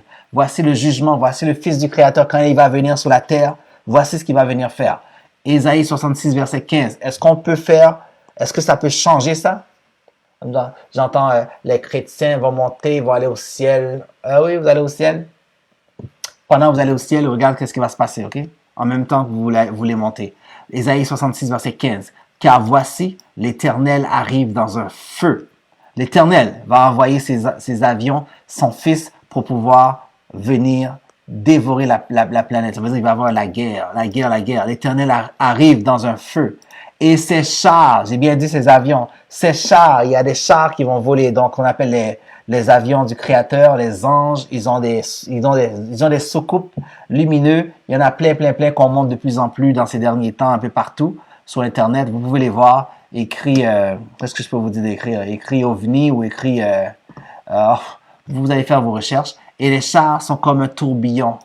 Il convertit sa colère en un brasier et ses menaces en flammes de feu. Ça, c'est le jugement de l'humanité que vous voyez là. Car c'est par le feu, le jugement, hein. Tous ceux qui disent, je préfère que c'est Dieu seulement qui peut juger. Ah ouais? Voici le jugement que vous attendez. C'est par le feu que l'Éternel exerce ses jugements. Les gens qui disent, seul Dieu peut me juger, vous savez pas de quoi vous parlez. Parce que quand il va venir, son jugement, c'est ça ici. C'est par le feu qu'il va vous juger. Ne dites plus seul Dieu veut me juger, ok? Seul le Créateur peut me juger. Non. Les hommes ne peuvent pas me dire quoi faire. Non. Quand vous faites dans le péché, on doit vous dire que vous êtes dans le péché avant qu'il vienne, si on vous aime. Parce qu'il dit, c'est par le feu que l'Éternel, quand il va venir, c'est du feu. Il va tuer. Regardez ici. C'est par son glaive. Et il va prendre son glaive, il va châtier, il va couper la tête, il va faire du sang.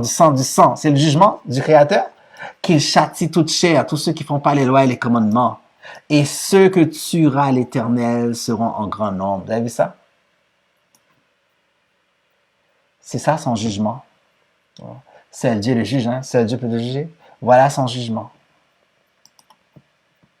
Alors avant qu'il arrive, vous êtes avertis. On retourne pour finir dans Proverbes chapitre 21. Proverbes chapitre 21, verset 1. Proverbe 21, verset 1. Regardons qu'est-ce que ça dit ici. Alors, ça dit comme suit.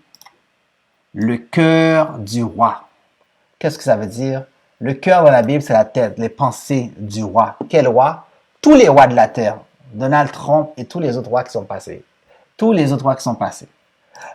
on dit roi, on parle des gouvernements, les gens en charge. Le cœur du roi, le cœur des gens en charge est un courant d'eau dans la main de l'Éternel. Hein?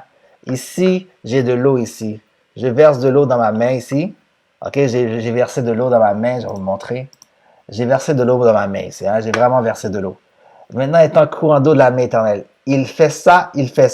Regarde un peu. Je tourne ma main à droite et à gauche.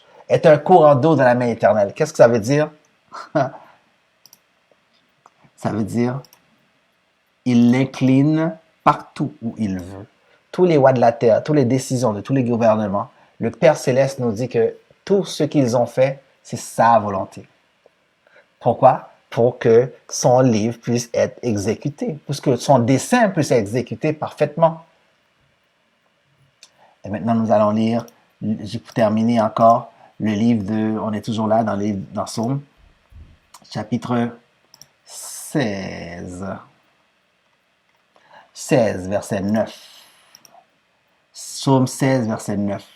Le cœur de l'homme, le cœur encore une fois, c'est pas notre cœur ici. Le cœur veut dire la pensée de l'homme, en d'autres mots, la pensée de l'homme médite sa voix. Qu'est-ce que ça veut dire? Ça veut dire lorsque vous avez des idées dans votre tête, vous dites, je sais pas si je devrais aller à l'université dans 2 ans. Ouais. Je pense que je devrais être docteur. Non. Je pense que je devrais être médecin, mais plutôt, je crois que je vais aller dans tel programme. Ou plutôt, je crois que je vais marier telle femme. Ou il y a tel homme qui me plaît. Ah oui? Le Créateur vous dit la pensée de l'homme. Hein, toutes les pensées que vous avez dans votre tête, médite sa voix. C'est-à-dire, vous avez plein de pensées dans votre tête. Virgule. Mais, bon, écoutez la parole du Créateur, mais c'est l'Éternel qui dirige ses pas. Le Créateur nous dit que peu importe ce que vous pensez, peu importe la pensée que vous pensez que vous avez dans votre tête, les actions que vous allez commettre viennent du Créateur. Les actions que vous allez commettre viennent du Créateur. Et pour terminer, regarde ça. Proverbe 16, verset 1, il dit les projets que vous avez dans votre tête, hein, tous les projets que forme le cœur. C'est pour ça que je vous dis, si vous avez des projets dans votre tête, vous devez dire si le Créateur le veut, pour c'est lui qui les fait. Comme ça lui plaît de savoir que, waouh, vous avez dit s'il le veut. Oui, on attend après lui pour savoir quoi faire, quelle direction suivre. Et lorsqu'on suit une direction, nous n'avons pas peur parce que nous savons que nous sommes dans son chemin. Si on tombe, c'est parce qu'il a voulu qu'on tombe. Si les autres tombent, on n'est pas obligé de tomber. S'il ne veut pas qu'on tombe, on ne tombera pas parce qu'on lui fait confiance, on marche dans la foi. On marche dans sa parole, dans l'obéissance. Les projets que forme le cœur dépendent de l'homme. OK? On a plein de projets dans notre tête, ça dépend de nous. Oui, on a plein de projets. Il faut aller travailler, faire du 9 à 5 pour avoir tant d'argent. Pendant que le Créateur, s'il vient dans votre vie, il peut vous donner de l'argent plus vite que vous pensez. Ou plutôt, il peut dire, non, vous n'allez pas avoir ce projet-là parce que vous ne savez pas comment ça allait être mal pour vous dans la vie. Ça allait vous amener dans la débauche dont vous n'avez pas réussi. Vous n'avez pas réussi, vous avez pris une expérience, mais le pas réussir, c'est le Créateur aussi qui a provoqué ça parce qu'il avait d'autres plans pour vous. Mais la réponse que donne la bouche vient de l'Éternel. Vous avez vu ça? L'Éternel, la réponse que donne la bouche vient de l'Éternel. Et pour finir, verset 4. L'Éternel, notre Père céleste, il a tout fait pour un but. Il n'y a rien au hasard. Le soleil, la lune, les étoiles, les comportements des individus, l'homme et la femme, les animaux, le bien, le malheur, le whatever. Il a tout fait pour un but. Lui, le Père, il sait toutes choses. Il est sous son trône. Il sait toutes choses. Virgule. Il sait tellement qu'il a dit, même le méchant. Les méchants qui sont sous cette terre, il a créé une nation pour être méchant en passant. Vous devez le savoir aujourd'hui. Il y a une nation qui a été créée pour être méchant. Et la même nation a été méchant avec son fils. Même le méchant pour le jour du malheur. Et son jour de malheur arrive. Lorsque son fils va retourner, il va régler sa cause avec le méchant. Mais aussi, avec les autres personnes, il va passer en mode jugement. Sur nous tous, ceux certainement qui ne font pas les lois et les commandements. Sur ça, je vous salue, Yahshua. Voilà, nous avons fait l'étude sur le libre arbitre. Je salue tous les frères et les sœurs, encore une fois. Brother Yohanan Ben Levi, shalom, shalom, shalom à toi. Alors, shalom à vous tous d'ailleurs. Bodek, Claude, je te salue aussi. Alors, je salue tous les frères et sœurs et tout ça. Alors, encore une fois, il y a un frère qui a écrit en créole qu'il est Israël, ça y est, pour aller retourner à le réclamer pays. Ah ben, si tu dis ça en français, ça veut dire quand est-ce que les Israël vont retourner à aller réclamer leur pays. C'est pas écrit dans la Bible nulle part que Israël, que nous, on doit aller réclamer notre pays. Non, c'est pas écrit. Au contraire, c'est écrit que nous, on doit attendre patiemment dans la face de l'oppresseur, à grandir comme une armée dans sa face, à être indépendant de lui, à retourner dans la parole et à attendre le Fils du Créateur. J'ai bien dit attendre la gloire du Créateur, le Fils, venir sur cette terre avec les armées d'anges pour nous enlever, pour nous lever, pour nous rentrer dans ces avions-là et boum, partir pendant que tous ceux qui sont contre vont subir la destruction de la troisième guerre, ce qu'on appelle précisément le nucléaire qui va faire boum, tous ceux qui font pas les lois. Et nous, notre job, c'est de monter dans les avions. Tous ceux qui resteront jusqu'à la fin seront quoi? Seront sauvés. Voilà. Ceux qui resteront jusqu'à la fin seront sauvés. C'est ça que la parole dit. Alors, nous attendons le Fils du Créateur pour faire exactement ce qu'il dit. Nous suivons le livre ligne pour ligne. Alors, je salue aussi Garcia Lévy. Shalom, shalom, shalom, ma sister. You know, Kriya te bénisse, Chandelet, shalom, shalom. Encore une fois, Yohanan, shalom, shalom, et tous les autres qui sont là. Alors, Gazou, Shalom, Lexou, Yvlon et Claire Vieux. Je salue tous les gens, tous les frères et sœurs. À la prochaine, s'il y a le vœu, bien sûr. Merci d'être resté avec nous. Alors, s'il y a le vœu vendredi prochain, nous nous rencontrerons encore une fois à 9h, par contre, à 21h. S'il y a le vœu, sur ça, je vous salue, Yahshua, que Yah vous bénisse tous au nom de son Fils, le Hamashiach, le Messie, Yahweh Shai, le délivreur d'Israël, le Yahshua. Alors, salut à vous tous d'ailleurs. Shalom.